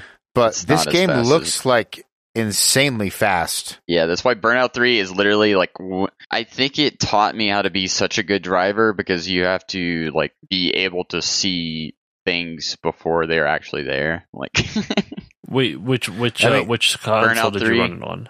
Xbox 360. I'm trying to find your name on the leaderboards. They're still there. Look in the level. I haven't played a championship mode of it because it's kind of the way you have to win. Like the championship is you have to crash in a bunch of areas over and over. It's just kind of annoying. That's why I do the levels where it's just 3 laps or something. I don't see it anymore. It's under. I don't. There's any percent new game plus all crash. Look on the left. It said IL levels or level leaderboard. Okay. You see that left sidebar? Let me. Oh wait, I see it. Which level? You all. And then you won't see my name under, like, because it only displays who's in first. So you have to literally click on the racetrack itself, whatever it's called, and then it'll pop up like all the. Yeah, I don't. With the levels, it only shows the person who's in first, and you have to click on it to see who else is like the placement. Oh, so I found it. You're in fourth still on some of these. I'm in fifth on that one. I was just coming in there for some steals, and it's a fun game. I knew when I got it, I was like, I'm not going to grind this game anymore. It's really stressful. You're still only less than 2 seconds behind the first place in some of these. Which, don't get me wrong, in a racing game, that's a lot. Yeah. There's not much you can do on some of the tracks. Oh, I got third for this one. Oh, wait, which ones do I still have? I haven't gone back to it in a while, but Burnout 3, yeah, it's a fun game. Like, you can go... Dude, it looks... I'm just watching your videos, like, this game, I want to play this game. It just looks fast as fuck. Yeah, it literally, like... when you crash, you freak out, because you literally think you died. You're like, oh, God. Like, I got second place in Tropical Drive Westbound still. Oh, I think this one is terrifying. Wait. Did you watch the Skips video I put in the Discord? That's kind of covers all of the all of the he's crazy got a video ones. It's called Sled Storm Open Mountain Skips tutorial. Yeah, it covers all of the skips in the open mountain. I love that even in Sled Storm you can even switch the camera to like first person as well, which is really trippy to see. Yeah, I have not found a use other than like trying to reset your camera to set something up if it's an awkward angle. But there's no real use to it. Yeah, there's no, because you can't really tell where you're gonna land, and that's kind of what you need to know the most is like how your sled is looking when you go off a jump. So, what are some other not to take over Cade's shtick, but we've been talking a lot about Sled Storm. What are some of your other gaming memories? Like we talked a bit about like your first gaming memory and like some of your highlights. What would be your favorite console? Probably if he doesn't say PS1, we're kicking him off right now. Well, you started with the PS1. You better not. You got to stay loyal, dude. You got to stay loyal. I got to stay loyal. Just because one game is good on a console. One. Cade's gonna find your house and fight you. Okay, one game that I played. I know there's other games out there. I played Abe on it too. So, but I didn't spend the majority of my gaming. I'm gonna sit on Xbox 360 because Halo 3. That's pretty much. That's a big game for a lot of people. Yeah. Yeah. I mean, it just was so much competitiveness to it and so much, open world, like just experiences to the game. It just had such a strong community and like learning curves for everything. Yeah. I mean, there's millions of videos like talking about it. So I really explaining why Halo 3 is good. I mean, I was big in the Forge. I make maps for the game too. Not a lot of people do that still. To this day, I'm making a jump map still. What are your thoughts on the new Halo going to be delaying Forge? I was not happy. I really do think that they should just delay the game, but I understand that they're trying to get it out on the 20-year anniversary so they can sell all the merchandise, get that 20-year sticker slapped on it. So they were like, yo, we're not going to be ready for co-op or Forge, which sounds just lazy to me because I think they could have just slapped co-op.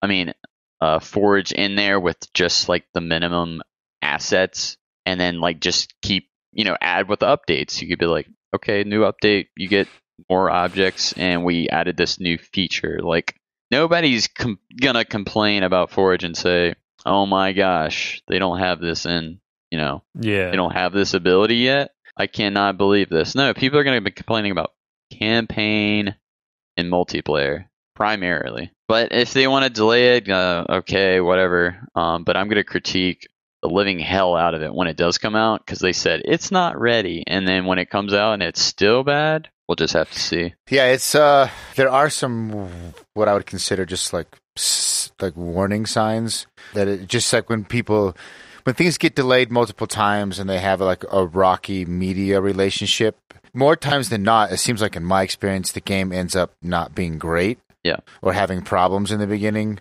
Yeah, I don't know. I wanted to ask, so my sense of, I'm not super, I played Halo 1 a lot and that's about it. But when I talk to people who are way into Halo, it seems like a slight advantage to people preferring Halo 2 and saying that's the best game in the series. Just Halo from my 2 experience. compared to Halo 3? And so I'm wondering why you like 3 more than 2. I prefer 2 to 3, but that's just because that's my nostalgia talking more than actually playing my nostalgia too is. My nostalgia is hitting on the Halo 3. I played some Halo 2 before, a little bit before the servers went down on the Xbox. But people were already, it was like Halo 3 was just coming out, and I just immediately jumped on that bandwagon. But Halo 3 brought in equipment, they brought in Forge is huge, the ability to make your own maps, theater. They just added so much good elements that Halo 2 did. The thing with Halo 2, people think is like, okay, the glitches, like super bouncing, BXR, double shot, quad shot, all the cool like ways of creating skill gaps in that way is what I've heard from competitive Halo 2 players. That's what they love about it, trying to get good with all these like crazy glitches.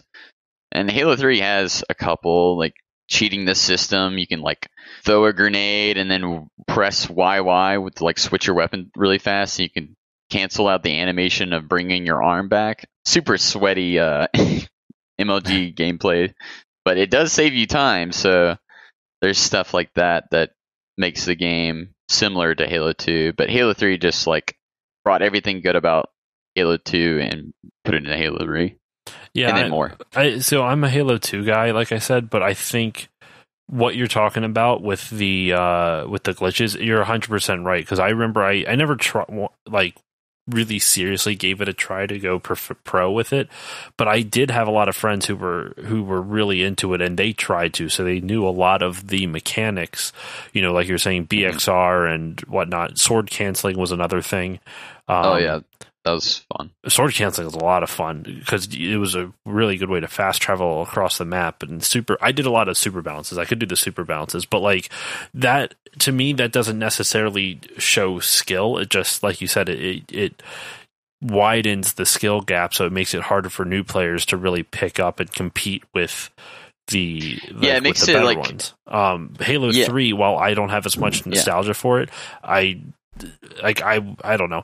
I didn't like Halo 3 honestly because it was hard for me at the time. I don't think this now, but at the time, visually, I thought the game was a lot muddier. It was a lot harder to see like enemies because all the textures just were not like it felt like it blended together, if that makes sense. I don't think that anymore. I still think it's muddier than Halo 2, but I think that's mainly the campaign. In certain areas, definitely in the beginning level, it does have areas.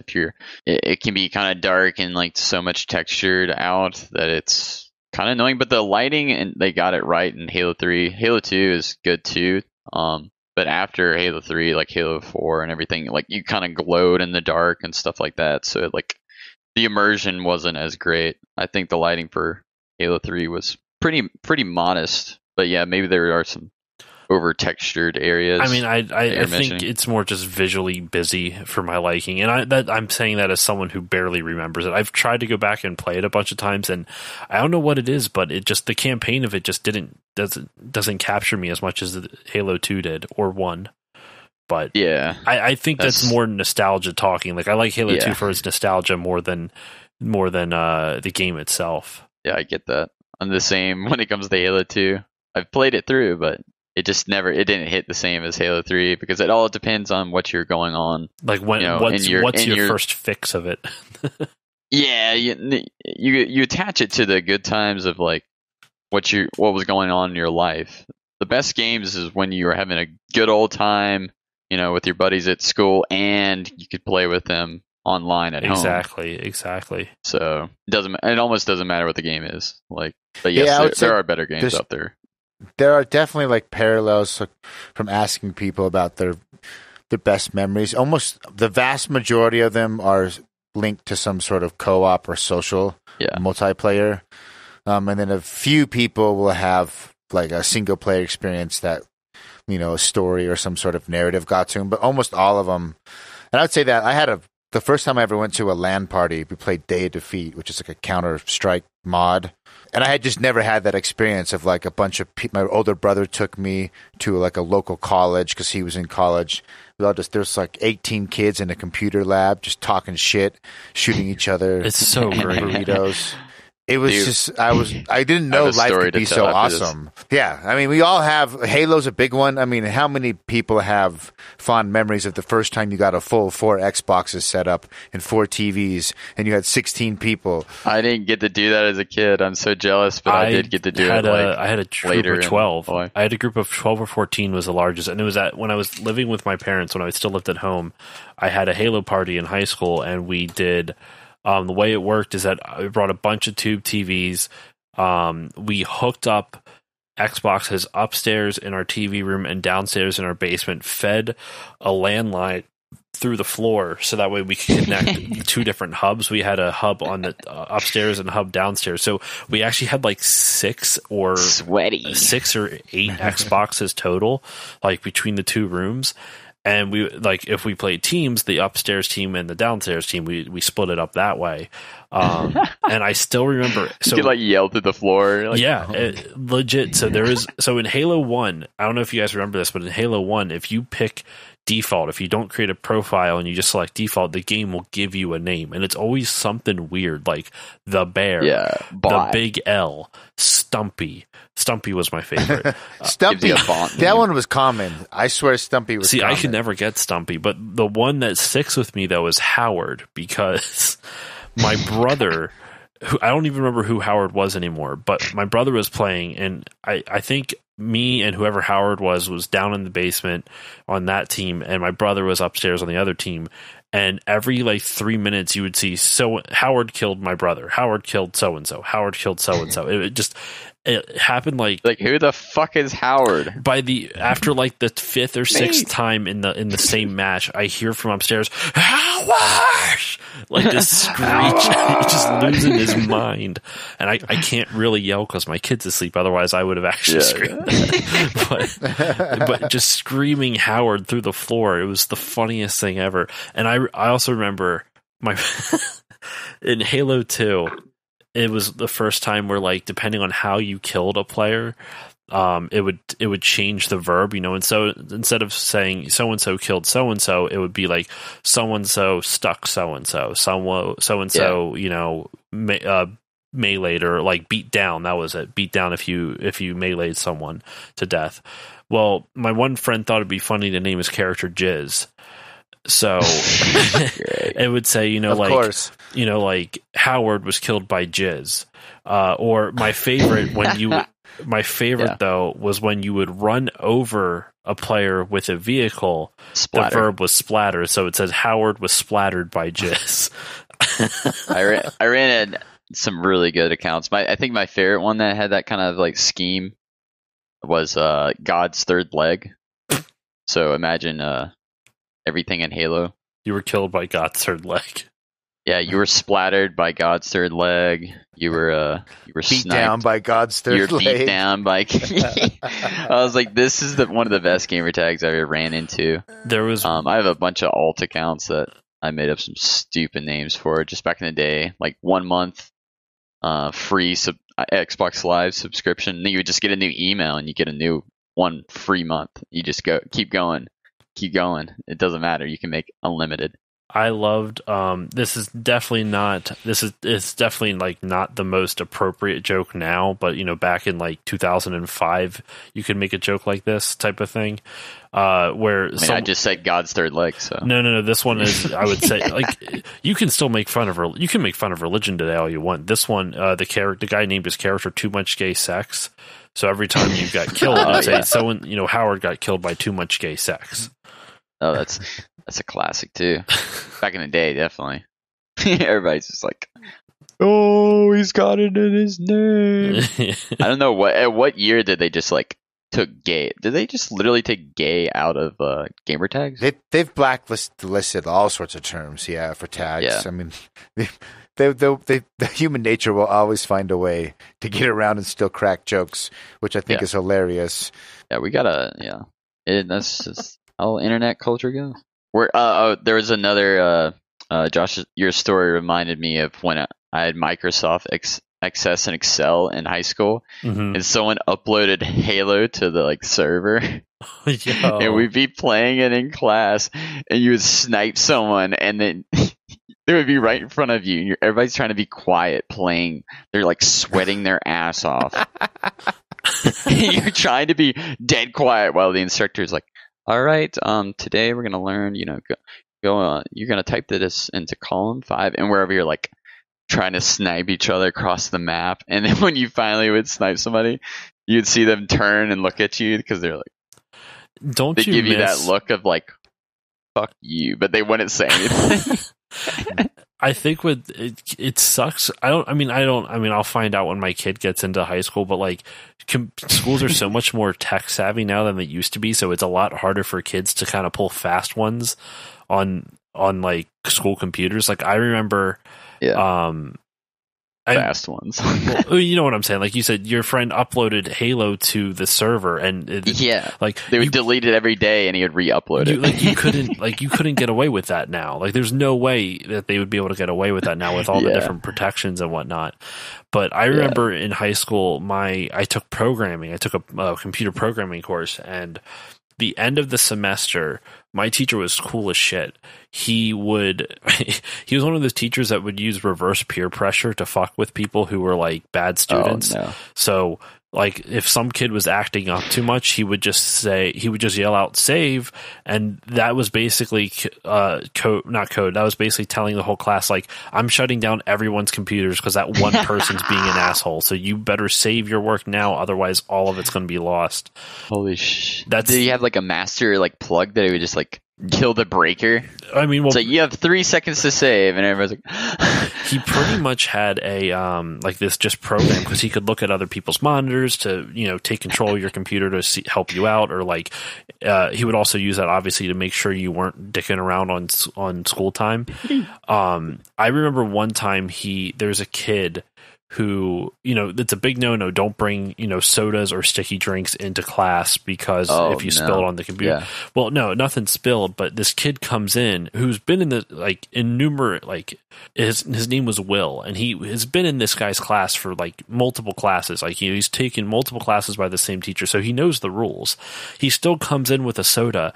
So this is probably the 6th time he's told him you can't have that in there. So he literally just took it my teacher took it out of his hands, opened up the window, walked over to it, and just dumped it out the window in front of the kid after he just bought it. It was a brand new Coke. Sounds honestly really cool if I was in that class. He would show us. He would have us watch he paid Homestar for Runner. That, bro. He would have us watch Homestar Runner videos because he liked Homestar Runner. He would literally just pause class and be like, "Oh, there's a new one," and we would watch it. And then at the end of the semester, he would set up Counter-Strike, and we would have a LAN party with us and the classroom down the hallway, and we would have Counter-Strike LAN parties. It was great. Wow. Yeah, you guys got cooler high school gaming stories. I pretty much went home and then just sweated out in Halo 3 ranked. Actually, to Team Slayer. To connect it back to Halo, the year Halo 2 came out, literally everyone in my computer programming class except for me, because I didn't have an Xbox then, they all called out to play Halo 2. Every single one. There was 2 people in the class besides me. Dude, the hype for Halo 2 was huge. I think Halo 3 was bigger, but for at that time, Halo 2 was huge, compared to other games. Did Halo 3 sell more than 2? I think it did. I can look it up real quick. Halo franchise fact sheet 2016. I don't want to download some docx. Actually, while you guys are looking that up, this is kind of a non sequitur, but I think this would be a fun topic. Oh, yeah, it sold way more. I'm not surprised. Yeah, it's a 360. Yeah. 360 sold so much. Oh, yeah, Halo 3 by a lot. This is gaming related, but it's not really connected to what we're talking about, but I think it'd be an interesting convo. Did you guys hear about the scandal with Wata Games and Heritage Auctions? Nope. No. So, long story short, because I know I have a tendency to ramble. Wata Games is a video game grading company similar to CGC with comics. They are not the only game in town. In fact, they're not even the first one. But they grade games, and then Heritage Auctions is an auction site that recently started selling games, and the Wata Games came into existence pretty much around the same time Heritage started selling, like offering to sell video games on their website, like 2017, 2016, somewhere around there. Well, they are the ones that are considered responsible for why we have these really high video game sales. Like, you probably heard about the Super Mario 64 that sold for $1.5 million. $1 million one. Yeah. What? Yeah. Why? That's what it's sealed. It's sealed and it's graded. It's a sealed graded Super Mario 64. It sold for $1.5 million. Then a sealed Super Mario Brothers condition. Sealed Super Mario Brothers for the NES sold for $2 million. And the reason why there's a lot of collusion involved with, a lot of people are alleging collusion because, one, like 2 years ago, the highest selling game was like $100,000 and it jumped to that's an insane amount of growth in a very little time.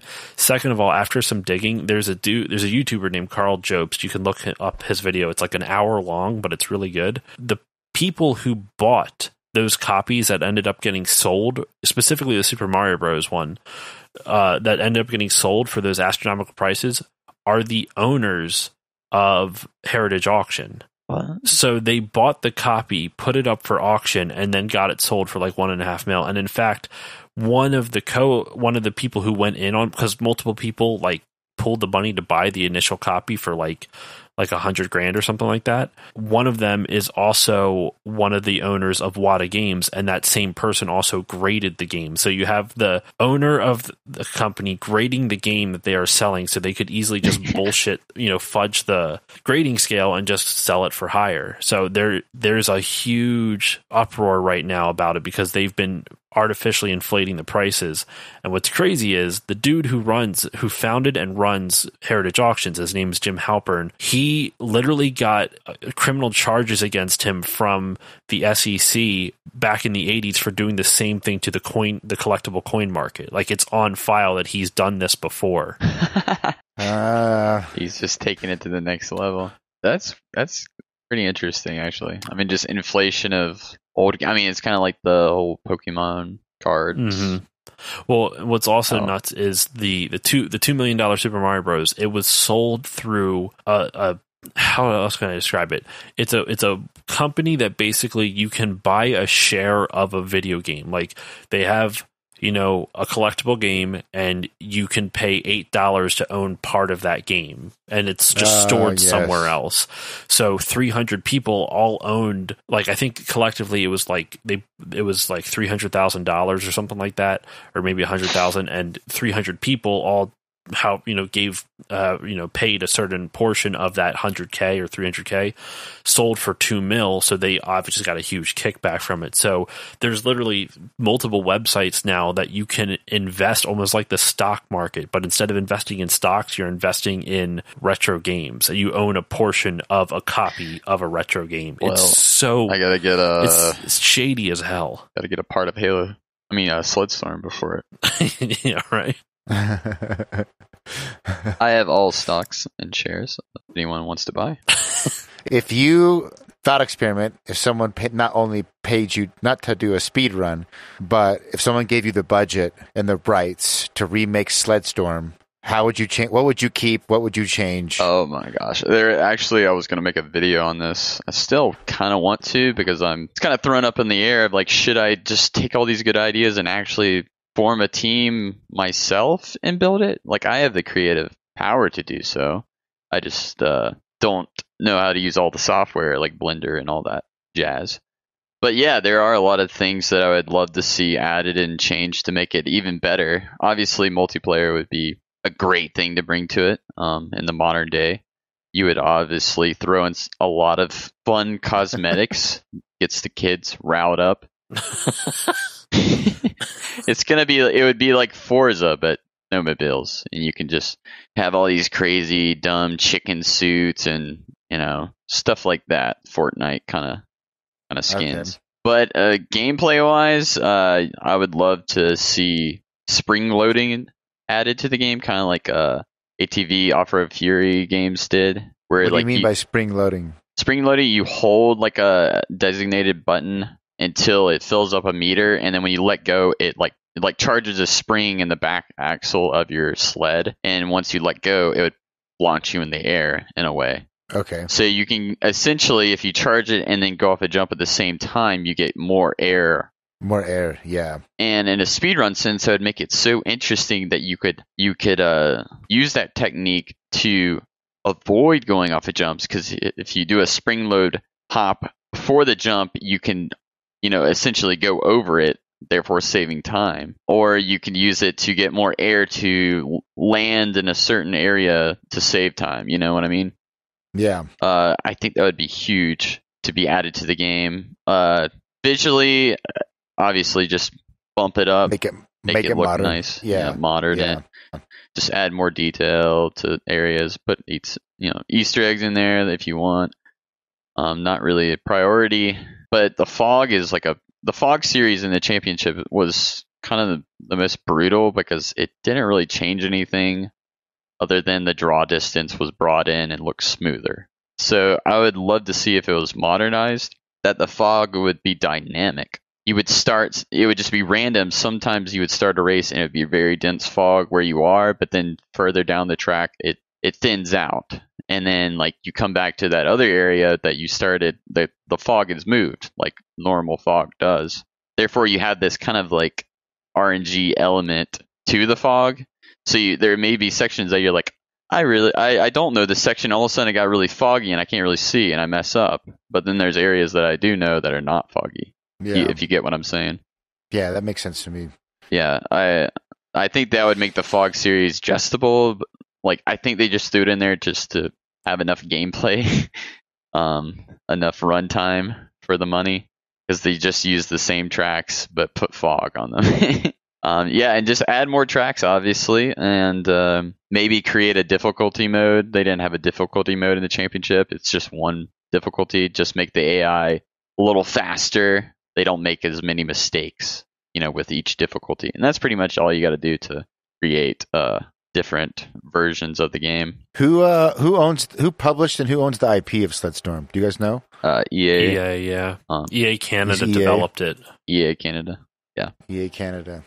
Well, EA, you heard the man. Give him some money. He'll make it happen. Give him a team. Yeah. There's a lot of there's money to be made if they I focused on the things that EA thinks about first, money. So that's why I was talking about multiplayer first and cosmetics.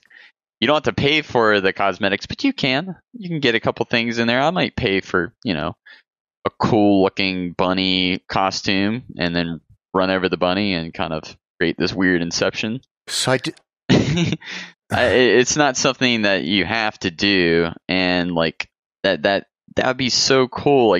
All these creative sled customizations, you can make them look so different, and maybe they drive a little bit different too. And they did that in Sled Storm 2, which it's just called Sled Storm on the PlayStation 2, and which is a fun topic. Yeah, it's awful. It's an arcade racer, basically. But they did have different sled types that looked kind of cool, but it's a totally different game compared to the one for the PS1. It's really a meme in the community how bad it is compared to the original. Yeah, I'm looking at I wanted to see how many other snowmobile racing games there were. I see the 2002 Sled Storm. There's not many. That's another thing. There's not any snowmobile racing games. And they got to utilize this terrain aspect that no other racing game has this.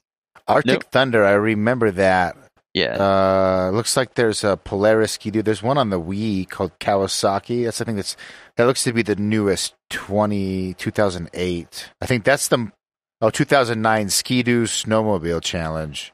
I think there's a more modern one, or is that? I think that might be it. But if that's true, the newest one the camera angle just looks off. It really doesn't look like it.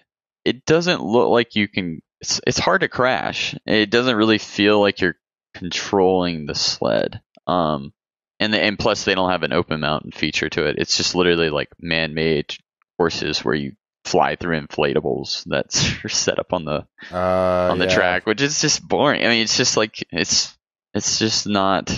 Yeah, it's not very pretty to look at. The camera is what, like you were mentioning before, is really what takes it away out of my book. Hurts. Like because it's like it'll be fine when you're going straight ahead, but as soon as you are going up a hill, the camera like pans down, and you're basically looking up like, your character's butt, and it's impossible to really see anything. It's so bad. Yeah, I almost thought about getting it just to like, it's another snowmobile racing game. Like, give it a shot, right? But I was just like, why would I do that to myself when I know the game that I'm playing is good? Yeah, I'm not a fan either. I actually bought it before I knew how bad it was, and I didn't pay a lot for it. It was like $2, but it's still, I'm kind of like, it's probably probably not even worth $2. Yeah, and I failed to mention, with new tracks added, obviously don't add it to the championship. You would just keep it, the way it is. But in multiplayer, you would add more tracks, and to see dynamic tracks would be so cool for a snowmobile racing game. For example, Mario Kart 8, Grumble Volcano. You're familiar with that track. With each lap, the course is falling apart from the volcano, like getting higher and eroding the track. So each lap is different, even though it's the same track. It's a genius idea. But if you could bring it to Sled Storm, I would use, like, say you're at a glacier and there's like 3 icebergs that you can ride across, and then you go across the glacier and it breaks off a chunk from the first place racer, and it creates this tidal wave that makes the icebergs flip over and lose some of their ice, and they lose their center of gravity and roll. So you're essentially getting a new version of the track depending on what time you reach those icebergs again. And I think that would create such unique and fun gameplay that you would only get that with a snowmobile racing game. I mean, unless you get like a crazy like boat game or something that does. I mean, you could also even do it where like the snow melts in between laps, so like you have less and less area to drive on. Yep. Without slowing down, and then it causes more competition because the players have to vie for less and less space. Yes. Oh, and that reminds me too. Thanks, Josh. Weather conditions actually affecting the track. So if it's snowing, it makes the powdered areas slow down your sled. But then the iced areas would give you more traction because there's snow on it now. And then if it rains, it makes the ice sections worse because they're slippery, Yeah. And then the compact areas, it would make it more grippy because the rain compacts the snow. And that would be so unique, because you would think about when you spawn into a multiplayer match, you go, okay, it's raining. Which way should I go? Or if I do go that shortcut, I need to remember that it's raining. It's going to be really slippery. And that can create such a fun little like skill gap for racers of like, oh, what happened? Why flip over? Like I never flip over there. It's like, bro, it's raining. Get good, I gotta pitch you on Wave Race 64 again, because it has a lot of those same mechanics. It has dynamic tracks that the water level will change or the weather level will change. Will the weather affect the driving? Yes. Really? Weather the weather.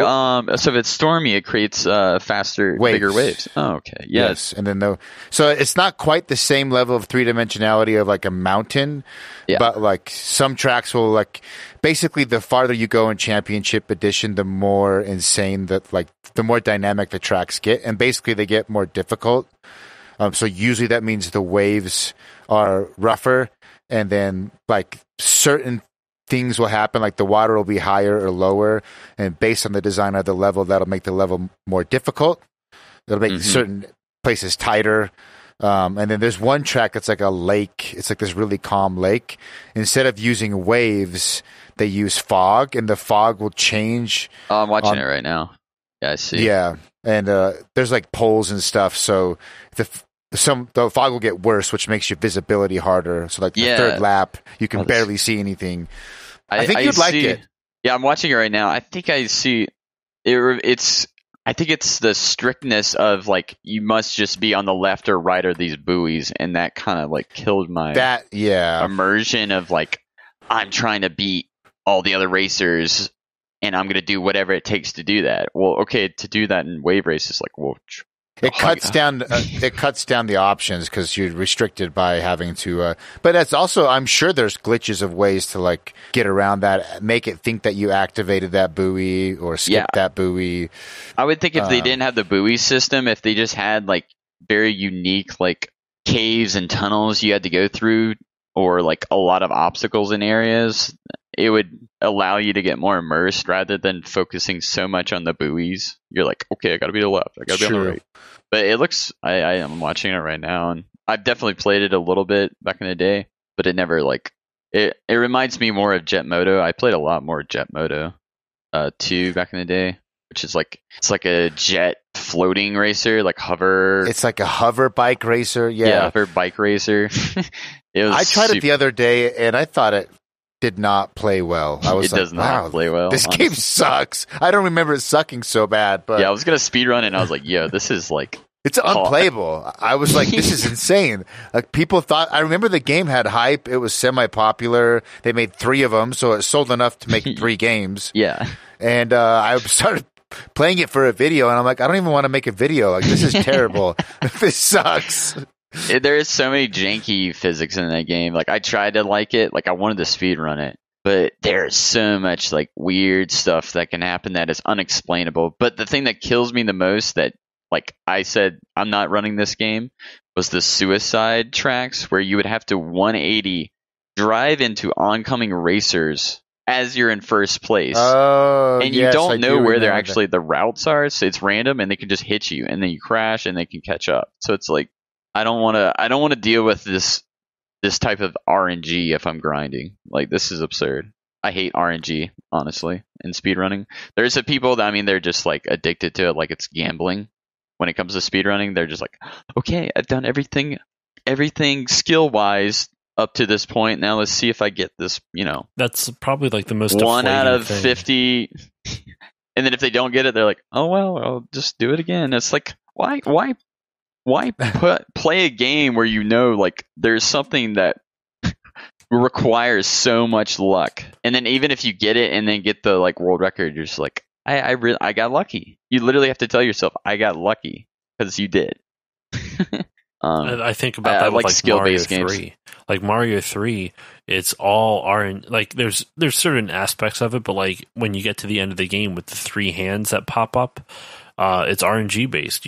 It's just RNG if you get pulled into it. I mean, there's still skill involved in those levels because you can burn through those pretty quickly, but it's like you have to get like 1 in a million RNG to not get hit by any of them. That's why Sled Storm is not popular. It doesn't have that dopamine high of gambling in speedruns. I don't know. I think that like the mechanics... I mean, it does skips wise. I think the mechanics though, like are interesting enough that when you can pull off, like, dude, you've been running this game pretty consistently for 3 years now, and there's still skips in here that are next level impossible to, not impossible, like it's not worth going for even on world record runs sometimes, because it's only going to save you a second, and to pull it off is just impossible. So not impossible, but it's just so difficult. Yeah, so you're running. A lot of them are like, okay, this will save me time, but I have to do it super fast too. So you want to make sure there's this balance of like, I need to get the setup right, but I need to get the setup fast. And then usually, the pressure is on, and then you mess up because it builds up really fast. I forgot what I was going to say. Sorry, you started talking about RNG, and then I was looking at RNG on YouTube. And then, RNG is annoying. For those who don't know, RNG is just random. It stands for random number generator, but in terms of luck. Gameplay, it just means the bullshit that you can't control. The game literally determines. They just run they just play bingo with you. They're like, what you gonna get? Okay, this is what you're gonna get. I'm watching some of these other snowmobile games too while you were talking. And you're right, like almost all of them. Actually, I haven't found one yet. I got to check a couple more. But almost all of them, there is no actual terrain. It's just flat. Yeah, it's dressed up in a snow coat of paint. But there's no like geometry and like ruggedness to the train. And a lot of them are arcadey. It's just like basically cruising world with the snowmobile facelift. We need a good modern snowmobile racing game because. Sorry, finish what you're saying. Oh, no, I'm done. I was just going to say, I think what makes Sled Storm so magical, too, is the fact that they got it right on pretty much like the first try. Like, it's one of the... Yeah. I don't know if it's the first snowmobile racing game, is. But it is. It is. According to Google, it seems like it, yeah. It boggles my mind because it balances the arcade feel with the realism feel so well because, like... The game is insane. Like the arcade feel, especially with like point score attack and whatnot. It's just you're doing crazy, not like ridiculous tricks, and then you're running over bunnies, and you're literally driving through ice walls. Like in the one shortcut in what is it? I think it's not Goats. Is it Goats Bluff? Yeah, it's Goats Bluff. Even though there's rams. The one with the giant ship in it where you drive past a mammoth. Oh, that's Glacial Grind. Glacial Grind, that's what it is. In Glacial Grind, one of the shortcuts literally has you driving by a frozen woolly mammoth, and then when you exit the cave it's from, you launch onto this giant, it looks like the Titanic basically. It's like a whale freighter. Yeah, it's a whale freighter that's frozen in the ice. Like, there's so much character in the levels themselves that... And it's not just like you were saying, it's not just flat. In fact, that's one of the reasons why you for a while didn't do the one the Super Snowcross runs because those were boring. It was it looked like motocross. You're fenced in. Yeah, they're just motocross with snow and it's fenced in. So it's like, yes, there's like fun movement tech. You can like snake around a corner like by holding forward and left at the same time. Like, but it just doesn't feel. You just feel so restricted on like options of shortcuts because like there are none. There's no shortcuts. It's literally like, okay, like you can avoid that jump and save some time, but other than that, it's pretty just straightforward. Yeah, I can't believe they got it right on the first try because no snowmobile racing game since has really matched the charm and quality. Yeah, that's it's surprising me too. I remember when I was like. Finally, like, okay, I've been playing Sled Storm a lot. I'm sure there's another newer game out that's, up to date. And I was like, wait, there isn't? Like, why isn't this a thing yet? Yeah, I went through all of them now. I checked all of them, and like, yeah, there's nothing. Yeah, it's like, why is there not a market for this? Well, I mean, not very many people snowmobile, I guess. Yeah, that's the thing. Niche. But like in dynamic, like. In racing nature, something where the terrain literally goes in every conceivable direction. Yeah. It will create the best racing game, other than drone racing. Of course, you can literally go in every direction. But that's drone racing. Have you played with FPV drones? Yeah. I actually fly drones for work. I take photos. Nice. For construction projects. So yeah, I've messed around with some drone racing games too, but I want to get an FPV eventually and mess with that because it is really difficult and fun. It's very difficult. I got into Tiny Whoops first, or these like little mini racing drones that can fit in your palm of your hand. Yeah. And then you can bat them. They're good to learn on. We 3D printed these little cases. They feel fast because when you're in FPV flying around your house, they're so small. Yeah, you can fly low to the ground. It feels fast. You learn on that, and then I got a 3.5-inch. I want to get one. How much did yours cost? Which one did you get? I got all of my gear. I got like 3 years ago, and I was about $800 in to get 2 Tiny Whoops, my initial controller, and my headset. Since then, they've come out with DJI has a digital headset and controller. So it just depends on which route you want to go. Yeah. And like what ecosystem of drone technology do you want to buy into? But they're all, I think, fairly competitive. Prices are similar, pros and cons to each. Yeah. It's fun. I'm definitely looking to get one eventually. I just have so many interests that... Like I do fly for work, and so I was like, why would I fly when I'm home? I already do this. It's kind of that whole aspect if you do it at work, like even if you enjoyed it, you're just like, why would I do it at home as well? But I still do. I mean, I think it's cool. It looks really fun. The racing is just extremely competitive. Have you watched the Red Bull Drone Racing League? I've watched the DRL Racing League. Yeah, that's it. Yeah, that's the same thing. Yeah, it's the same thing. It's pretty cool. You can go anywhere. Like they build pretty clever restrictions and loops, and then they all even like decorate the tracks with lights. Yeah, and stuff I love when they do like cool stadiums, and it's just like yeah. And they have every drone has their own color, so it's really easy to like. Okay, I go into it. I'm just like I like this guy's personality. I guess I'll cheer for him. For his color, yeah. I'm not much of a sports guy, but like that's. But I'm like, okay, blue. I'm gonna track blue. So you just it's kind of like marble racing, but more extreme. More extreme. Forgot marble racing's a thing. I don't even mean. I'm not even like throwing shade at it. I think it's kind of crazy, but it's cool. Oh, it's so much fun to go down the rabbit hole and watch some marble racing. It's so stupid because you're like they're all equal, and it's just a chance that your marble will win, but it doesn't stop you from watching. Did you say Marvel racing or marble? Like marble, like marbles, like the ball, like the glass. Yeah, that's what I thought. I looked up marble racing, but there wasn't. It's kind of a meme, but at the same time, it's like something you haven't gone down it. Go down the rabbit hole of marble racing. John Oliver did a whole shtick on it for his one episode right at the beginning of the pandemic last year. He was talking about. He just basically was saying like how people need to find like there's other ways to enjoy sports, and he was joking around like that, and he talks about marble racing.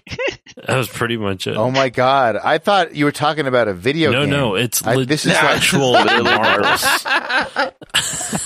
Oh, I did not know this was a thing. They got like a UI. They're keeping track.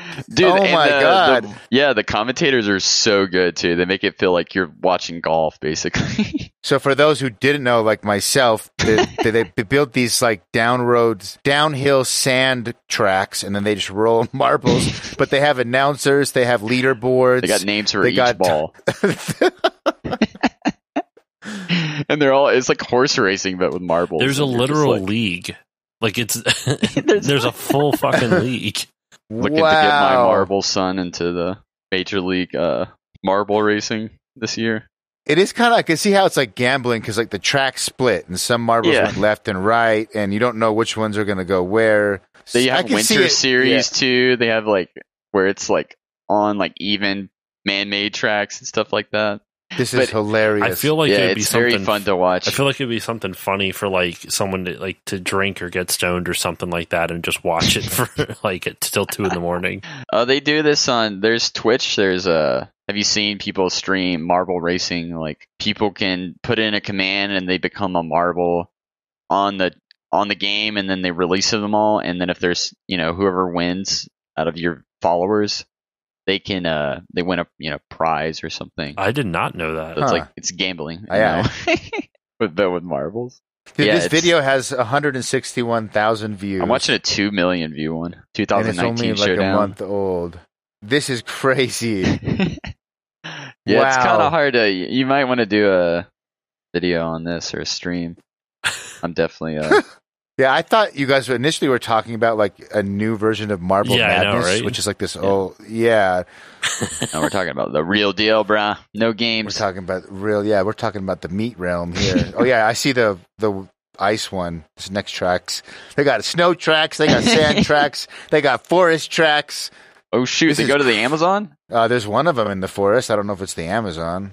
They're at ground zero on this one. Oh wait! I see what you mean by man-made track. They have like synthetic like track builders.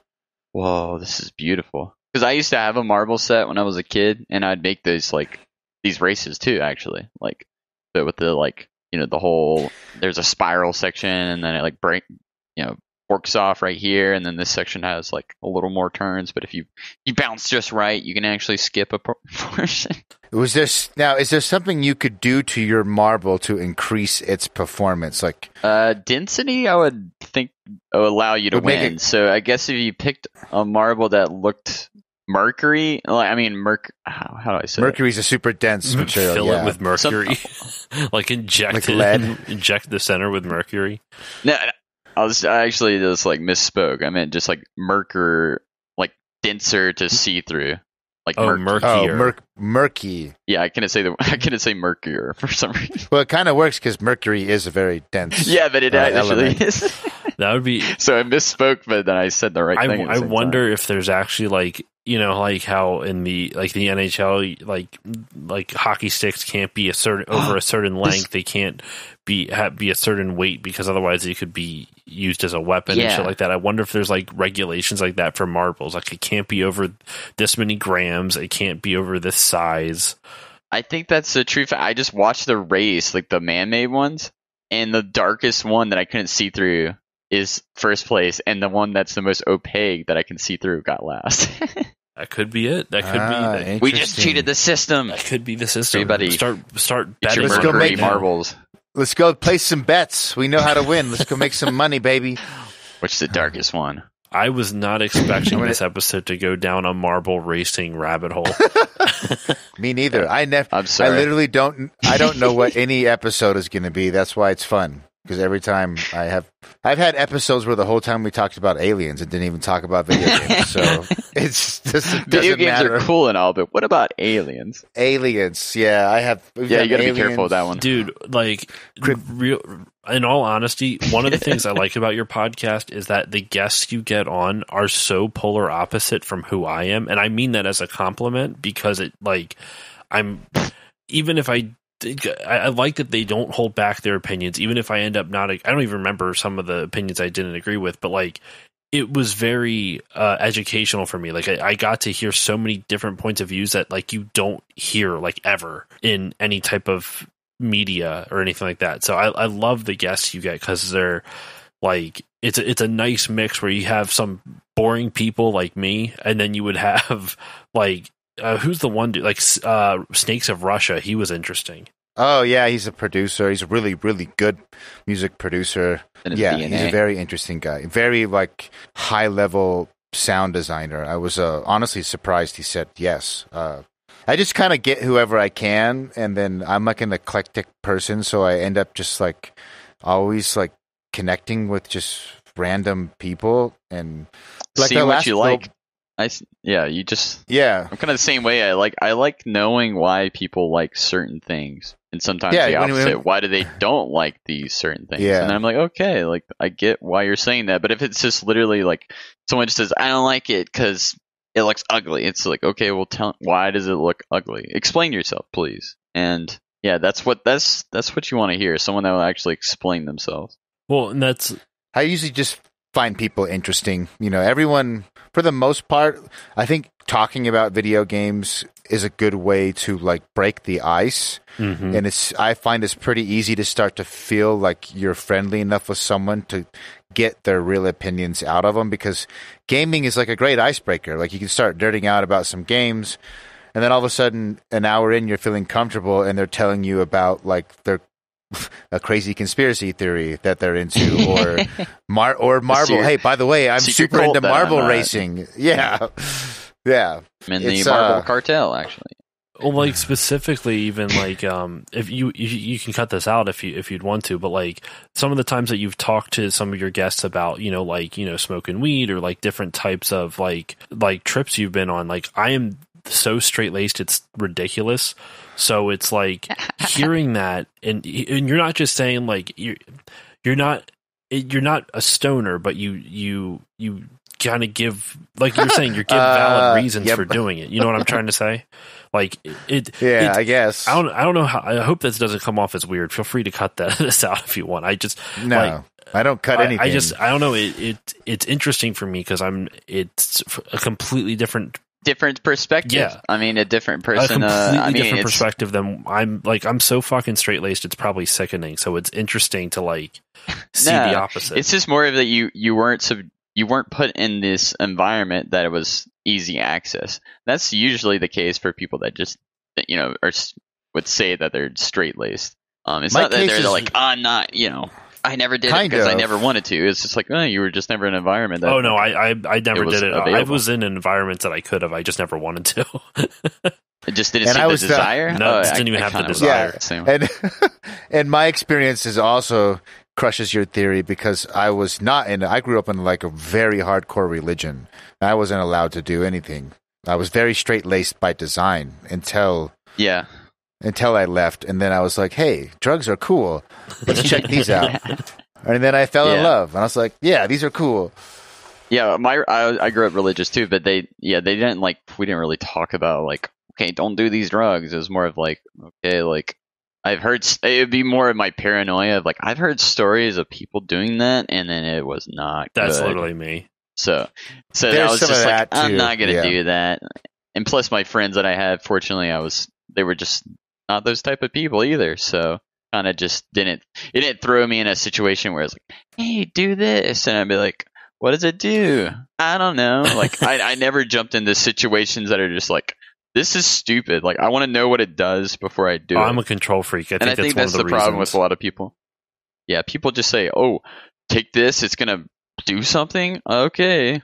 It's like, well, you'll never know what it does until you do it. You just got to jump in the pool and swim, see what happens. Yeah, I mean, no, if I would take anything, I would like to know what it does. Yeah, I am not recommending just willy-nilly taking stuff, which I have done. And Found a pill on the ground. Well, let's go. Yeah, don't do that. But don't do that. I mean, yeah, for me it was like I heard lots of negative things, and then I smoked weed, and it didn't ruin my life. In fact, it kind of straight to hell. It helped my brain a little bit. And so I just started smoking weed, and then it was like my life kept getting. I remember my mom telling me, like, you're going to be a loser. You're never going to like accomplish anything. It's going to ruin your life. You'll never graduate college. I just started college when she found out that I was smoking weed. Again, religious family. It was like not a good thing. Didn't talk to my mom for like 7 years. Basically the same thing, dude. Keep going. Yeah. So I didn't talk to my mom. I mean, we would talk on Christmas and Mother's Day, and it would be like civil, but that was about it. And then when I graduated college, I did door-to-door sales to pay for college. And then when I graduated college, I gave my mom my college degree, and I was like, I was stoned the whole time. Here you go. You should have and like so to let you know, I smoked every night I was there. To fuck with her, you should have gotten I still passed. You should have gotten a copy of your diploma, like not the original, and just roll it up into a blunt and smoke it in front of her. And you just say easy, like easy. I can get another one of these. And for the record, me and my mom are cool now. She's chilled out. But if it was a speed run, you'd be like, time. But yeah, it was. I think that it's good. I mean, I've definitely had people on the podcast too, like as they were talking. I'm not like fully on board with what they're saying, but I don't. It's like I'm not here to like debate someone. I'm here to just like. I'm interested in seeing like what games people like, what makes them tick, what stuck out to them. And just, I'm interested in how people tick. So even if I disagree with how they tick, it's like, I don't need to necessarily tell them or tell the audience I disagree unless I can't actually think of a time where I felt motivated where I needed to push back. But I can remember the feeling of like, I'm not like fully on board with that, but whatever, do your thing. I'm not going to say anything. Yeah. Yeah. It's kind of fun to be in that environment for a little bit, just to be like, how do I respond to? Maybe I just need to ask another question. It's because like you don't want to react like I don't want them to think that I don't want them to see that this made me uncomfortable, but at the same time it's like I don't want the conversation to end because I am enjoying myself. It's a weird mixture. That's never happened to me with me on my podcast just because I'm it's very rare. It's a lot more mine is a lot more like structured around specific games. What I love about yours is that it is very open because it's about the person you're speaking to. Like, you know, it's not like that's the structure. The structure is the person. It's wherever they want to go. You just let them go. And that's what I mean. I'm not trying to just like come on to your show and give you a bunch of like and suck up to you or anything like that. But that's what I like about it. It's this free flowing thing where you get these people from all different walks of life, and the thing that connects all of them is gaming. It's actually kind of a beautiful gamers unite. Yeah, it's a beautiful way to kind of showcase like this is what video games are and is and can do. Well, I'm glad it's working because that's sort of my initial idea with it was that it was like everybody games now. It's not as niche of a thing. It's an excuse to get to know people and have conversations. And part of it, why I chose the guest route was I thought that it was a good way to like have variety without, again, having basically I'm lazy. Like you have to do a lot of work. I just have to like convince someone to say yes and then pick their brain. you have to like research, and Retro Hangover's the same way. Patrick Hickey Jr. is the same way. That's like you were saying with flying drones. I do basically research for my day job, like game the internet, a lot of spreadsheets, a lot of data crunching, number crunching, and like I don't want to do that when I get home. Yeah, I just want to like shoot the shit, get high, and be like, dude, this guy's really good at Sled Storm. He's going to tell you like all the cool shit that it's just so niche and random that I find it interesting. And I'm glad to hear that, Josh, because sometimes I wonder, like, is this podcast only interesting to me? I don't ever look at the numbers. I just post and ghost and like. I don't think about it. Yeah, that's the beauty of like, I don't think about like when I make my Sled Storm videos. I don't go, this is gonna get me some views. Everybody's gonna love this. I'm like, no, this is good. This is what I wanted to do. I had fun. And yes. That's the key. I hope others like it. You know? No, and if you have fun making the content, usually that should translate to some extent to the viewer. Yeah, as long as you had genuine fun. I yeah, think. no, like the only times there's ever been episodes, which I can't even remember specific ones anymore, that like I either turned off or I wasn't enjoying it. It wasn't because of you or the format. It was just it was literally like maybe the guest said something that like it got under my skin and I was being too sensitive, or something. That's one of my flaws. I'm a fairly sensitive person. That's good to know. Which guest do you remember? I'm having a hard time thinking of anything like who. Got some names. Nothing has actually ever offended me. It was more just I don't even remember anymore, dude. And plus, I wouldn't want to throw out a name of a guest. Well, it's dropping something in the chat. Yeah, right. No, it literally it's just one of those things. Like kind of like what you were saying, man. Like I also grew up in a really conservative, like religious household, and I still am in that area, and I still kind of have a lot of that still in me. So a lot of it's more just out of comfort zone versus actually being offended, if that makes sense. I'm glad that we can draw you to the dark side a little bit more, help you loosen up, I guess, a little bit. It's just a plant, bro. That's all I gotta say. That's pretty much all I gotta say. Yeah, it's people are interesting, and I'm glad you. I don't really know what else to say other than like I'm glad, even though there's no way to make content where it's, especially a podcast with that goes like we're at 140 minutes right now for reference. Like you can't put out that much content for that long and not have parts where some people aren't gonna like. Oh yeah, no, it's even just if the you way have it goes. episodes, Yeah. dude. Even like my history of RTS series is awful. Is awful for numbers. Like it's the lowest performing out of any episodes that I do. But I do it because I'm really. But I do it because I'm interested in it. I wouldn't have guessed that. Because I really liked it. I was like, oh, because I watch. I've been listening to Retronauts. Yes, which they just kind of like. Yeah, and I'm just like getting, and so your thing was like, oh, I know a little bit about RTS games. It's like a good, concise way to get like a lot of information. I think of it, the word I've been trying to do, at least on my TikTok videos, which have been doing well, is I think of the word infotainment. Yes. It's like just taking information and presenting it in an entertaining way. So I'll try to pick like an old PS1 game and like, what can I like tell people about it in 30 seconds? What can I find? It's like info speedrunning, babe. Yeah, info speedruns. And so that's what Sled Storm was. And basically I brought up, hey, this was like, I don't think I knew it was the original snowboarding game, but I knew there wasn't very many others, not snowboarding, sorry, snowmobiling. I knew there wasn't a lot of other snowmobiling games. I brought that up, showcased a couple shortcuts. And it was like a lot of people probably aren't even aware that glitches or skips. I wasn't aware. Like basically Josh was like, "Hey, Sled Storm is awesome. By the way, like I know the best Sled Storm player in the world. Do you want to talk to him? Fuck yeah, I want to talk to him."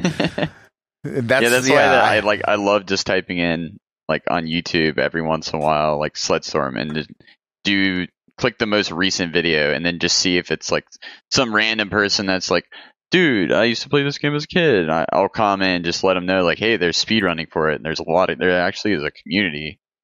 And then, yeah, they're usually shocked that there's something out there and there's still stuff being learned, which is crazy to think about. I mean, maybe what I'll do to promo the episode is I'll try to like learn a glitch and I'll document me getting super fucking pissed.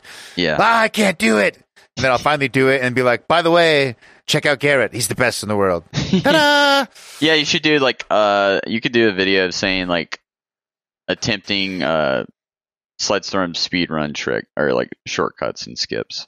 Something attempting skips in video games, and then like Sled Storm could be one of those within a series. That would be a good idea. I think people actually have done that, but yeah, it's always fun to watch different gamers, different lives trying to. I did one video like that did well. I attempted the skip death in Symphony of the Night glitch, which is actually really. It's a really, as far as like speedrunning glitches go, it's very easy. There's a lot of hard glitches in that game. That's a game I have watched a lot of speedrunning. It's probably my favorite game of all time. And I thought about speedrunning it, and then I started watching speedrunning, and I'm like, this looks very hard. This looks bad for my mental health. Yep. Yes, basically. And it is. I'm not going to lie, there's a dark side to speedrunning. People don't really talk about that side of speedrunning, because it is literally can be torture at times. You're literally putting yourself through the same levels over and over, and if you mess up a number of times in a row and you're not making any progress, you come away feeling like crap. Like you literally feel sick sometimes. You're just like, I suck. Like, did you get like? I know when I got obsessed with new things, especially in the beginning phase. I did this when I got into jiu-jitsu. It's like I would start dreaming and like obsessively thinking about jiu-jitsu all the time. Did you get like over obsessed with it? Okay. I don't know. Like my dreams, my obsessions never made it into dreams for some reason. For me, it would if they did, it would be very short and wouldn't be like any like revelation of any kind. It would just be like be playing Halo 3, calling out something.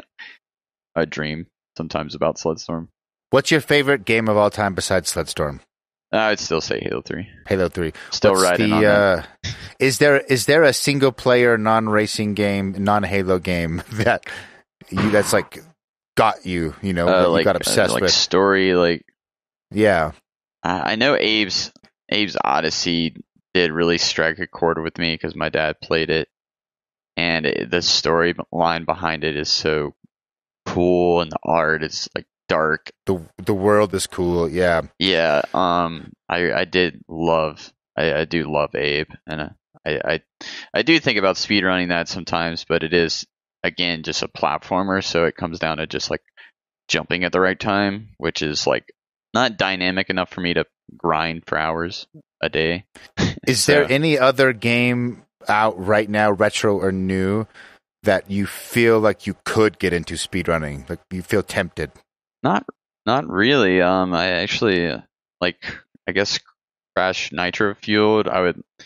It seems like it would be fun because the drift system is really hard to get down, and I still haven't managed to figure it out yet. So it's kind of bugging me in the fact that I'm like, hey, a newer racing game is out, and you don't know how to be good at it. It kind of pisses me off because if I went to a friend's house and then they're just like drifting every turn, I'm over here like, I could do like 10 on this lap, like sometimes. But yeah, that game would be fun to get good at, as you would say. But nothing's on my radar of like putting a bunch of time into it, because Sled Storm will always. I'm kind of the face of Sled Storm at this point, so I kind of take it as my duty to continue to play the game as if I'm some sort of prophet. I don't know. That's funny because you haven't listened to this podcast before. Cade here is the gaming prophet. He is the sent here. What is it? Miyamoto for the father. Oh, I'm the Sled Storm prophet. So nice to meet you. Yeah, I had to bring on the fellow prophet and spread the good word of the gaming gospel. Yeah, that's me just making fun of growing up in a cult, basically. Anyway, yeah, that is the first thing I ask. I do like asking people. I'm like, "Do you play any games?" And I'm like, "Please play something competitive, racing, anything." Because they're like, "Oh yeah, I'm really good at Mario Kart." I'm like, "Let's go. Let's see what you got." And then that's. Do you play Smash Brothers? A little bit. I mean, I didn't grow up playing it, which I wish I did because it's super competitive. It is. That's the only game I feel like I got obsessed with, where I'll like talk shit at a get together and like put I get fucked up sometimes because there's kids that are like really good at Smash. But that's when you're just like, why am I playing this game? It's like it's so sweaty for what it is. I'm over here getting my ass kicked by Luigi. Like, this is stupid. Like, get me out of here. See, that's a good one too. I could talk a lot about Smash, but we're running up on almost 150 minutes. So, Josh, will you tell people, give you a little pitch on Still Loading? I'll have some stuff in the intro too, where they can find you, and then Garrett, I'll have you talk kind of like where they can find you and your YouTube channel, and we'll wrap it up. Yeah, the Still Loading podcast. It's kind of like I describe it as a grab bag of video gaming topics. I do interviews with people in the industry. I do deep dives on individual games where I dive into the history and gameplay mechanics and memories and all that good stuff. And then I do periodically scripted episodes where I do, like we were talking about before, the history of RTS games, where I try to relay as much information in an informative way about a specific topic, and that's usually when I script those. So I do a little bit of everything. I don't know when this is coming out, but at the time of recording, my most recent episode was I interviewed a dude named Josh, who is his name is Josh Loveridge. He is a CEO of a game development studio, an indie game studio in Ireland called Stratton Studios. So that was cool. Yeah, so that's Still Loading Podcast. You can find it all podcasting places, at Still Loading Pod on Facebook and Twitter and Instagram and all that good stuff. You're up, Garrett. Give us the spiel. I do stream on Twitch. Oh, yes. Oh, yeah. Well, what's your streaming handle? Yeah. You forgot your plug, bro. But I'm on Twitch. But I stream Halo 3 mainly right now. But I do drop in and do some Sled Storm every once in a while. But on my YouTube is where you can find all of my Sled Storm content. It's just Garrett, like Gawrit, like RAR with a G. I explain it to my friends. But yeah, everything you can conceivably think of as in like how to do a shortcut and skip I go into very in-depth detail, even having like my controller inputs on the screen so you can like know without a shadow of a doubt, like, okay, you got to hold forward there, or something like that. But yeah, everything you can find is there. I mean, you can find me on Instagram too, but it's mostly just my daily life and some art, stuff like that. But Sled Storm wise, it's all on YouTube. But if you have any questions, drop into the Sled Storm Discord. It's linked in pretty much all my YouTube videos. What program do you use to show the controller input? Like, how are you doing that? I think it's called like Gamepad Viewer. It's some website, and you copy the URL, and then you just paste it into your OBS as a browser scene, and then hopefully it's all the button mapping is correct. If not, you have to go through and manually do it. But okay, yeah, it looks good for if you're doing emulator stuff. Recently I've run into a bug and it's not working, so I might be something wrong with it. Sounds like I don't know. You're playing on RetroArch? Yeah, RetroArch. Nice. That's I was an EPSXE guy for a long time, and then I finally tried RetroArch for PS1 games on the Beetle core. Yeah, and, I fell in love. I'm like, this is the best PS1 emulator I've done. It feels like you're like on a modern PlayStation. Like, I love the menuing. I love the save state. Yep. It's definitely one of the best emulators out there. And for those who've been following my shit, I've been doing lots of, like, I call them like DIY remasters. I try to like push these old games on PS1 with Beetle as far as I can. Like, highest resolution. I played around with PGXP, which like fixes up those texture warbling issues on a lot of PS1 games, which often in racing games like Sled Storm, I ran into, if you do like too aggressive PGXP, it like breaks the collision with the geometry. Gran Turismo 2, it does the same thing. Anyway, Beetle is just like a very options heavy, and you can really push games. You can mess with texture filtering. You can mess with speed. It's all in one. Like, I'm trying to get sponsored by RetroArch. We should, man. I only use RetroArch for like Super Nintendo, Genesis, and NES. Yeah. I thought it wasn't good for that. And then PS1 is what I play the most and do most videos about. And anyway, I was like all about PSXE.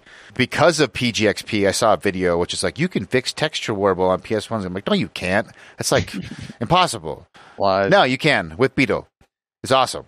Yeah, there's so many options for it. Like, I don't even I haven't touched majority of it because I'm like, I don't want it to break. I just wanted to make sure I can use my save states and practice this skip over and over.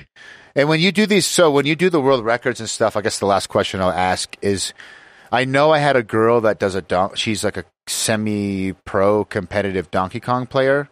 Dearest Abby. And Dearest Abby, yes. And she's badass. She said that like usually you have to submit your scores on like a native arcade cabinet or notate. Like there's like certain criteria that if you are emulating it, it has to be checked. Oh yeah, there are rules on certain categories.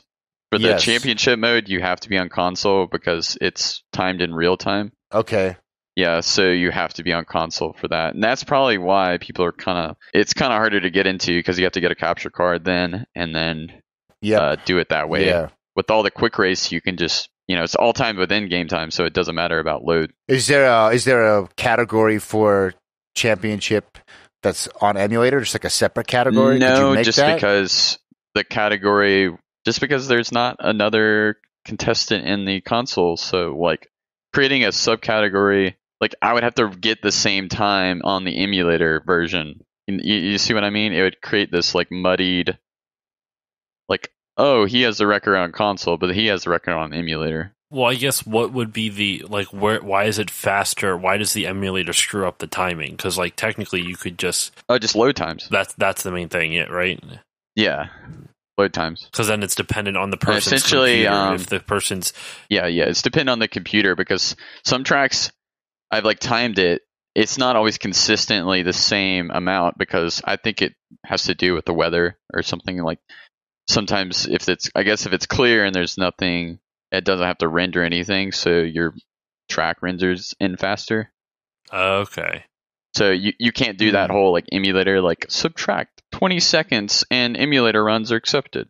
No, I guess what I was saying is, could you have like just a separate classification? Yeah, you could. But I was explaining that it would just muddy up the category. You would have like one person would have to get essentially the same good run, but then on a different platform. It would just it would create an extra category that isn't really that important by and large. Like there's not enough interest for it. On top of that, let's say even if there was enough interest, if you have it under emulator, the person with the best computer would have an edge over the person with not as great because the load times would be faster because since it's running on emulation, load times are based off your system, not based off of a standardized model, which a PS1 or PS2 or whatever it is. Yeah. And plus, I just want it. It would just be nicer if it was played as it was intended to be played on console. In real time is just so much nicer you can do your splits, and when you're done, that's your time. That's your time. And so like, but the whole like open, the quick race. Once you complete your run, you time it with real time. But then after you have to go back and add all of that up to find out what your true time is. And it's not as fun figuring that out. That's why I want to keep the Open Mountain Championship in real time so that there's this category where people can just do real time racing. That makes sense. Well, That's a peek into the dark speedrunning world of Sled Storm. And you are like, it sounds like you're the best. How many other people are kind of in your tier? One right now. There used to be 2, but that's a whole nother story. It really is, but yeah. Is it a juicy story? What's that? Is it a juicy story? Like, would we be interested in it? There's some tea. There's definitely some tea involved. But I might actually have to hear this off mic then another time. Yeah, like, could we make what's that documentary that's speaking of Donkey King Kong, of Kong. the Queen of, or the King of Kong? We could make the King of Sled Storm, like the drama. Maybe it sounds like there's some drama between you and number 2. Yeah, there's a little drama. Let's do it. Yeah. Who's the king? Who's the real king of Sled Storm? Should we do a celebrity boxing match? The two top Sled Storm Garrett speedrunners versus Jake Paul. Yeah, everybody would know who I am. All right, that's Garrett on Twitter or everywhere. Strip. It's not on Twitter. Twitch is what I meant to say. Okay. I can't speak, dude. GAWRIT, and then still loading pod. Thanks for guys. We're gonna wrap it up. We're at 161 minutes. Woo! That's pretty part of the course for me. Thanks for listening, everybody. Thank you. Bye-bye. Later. Thanks.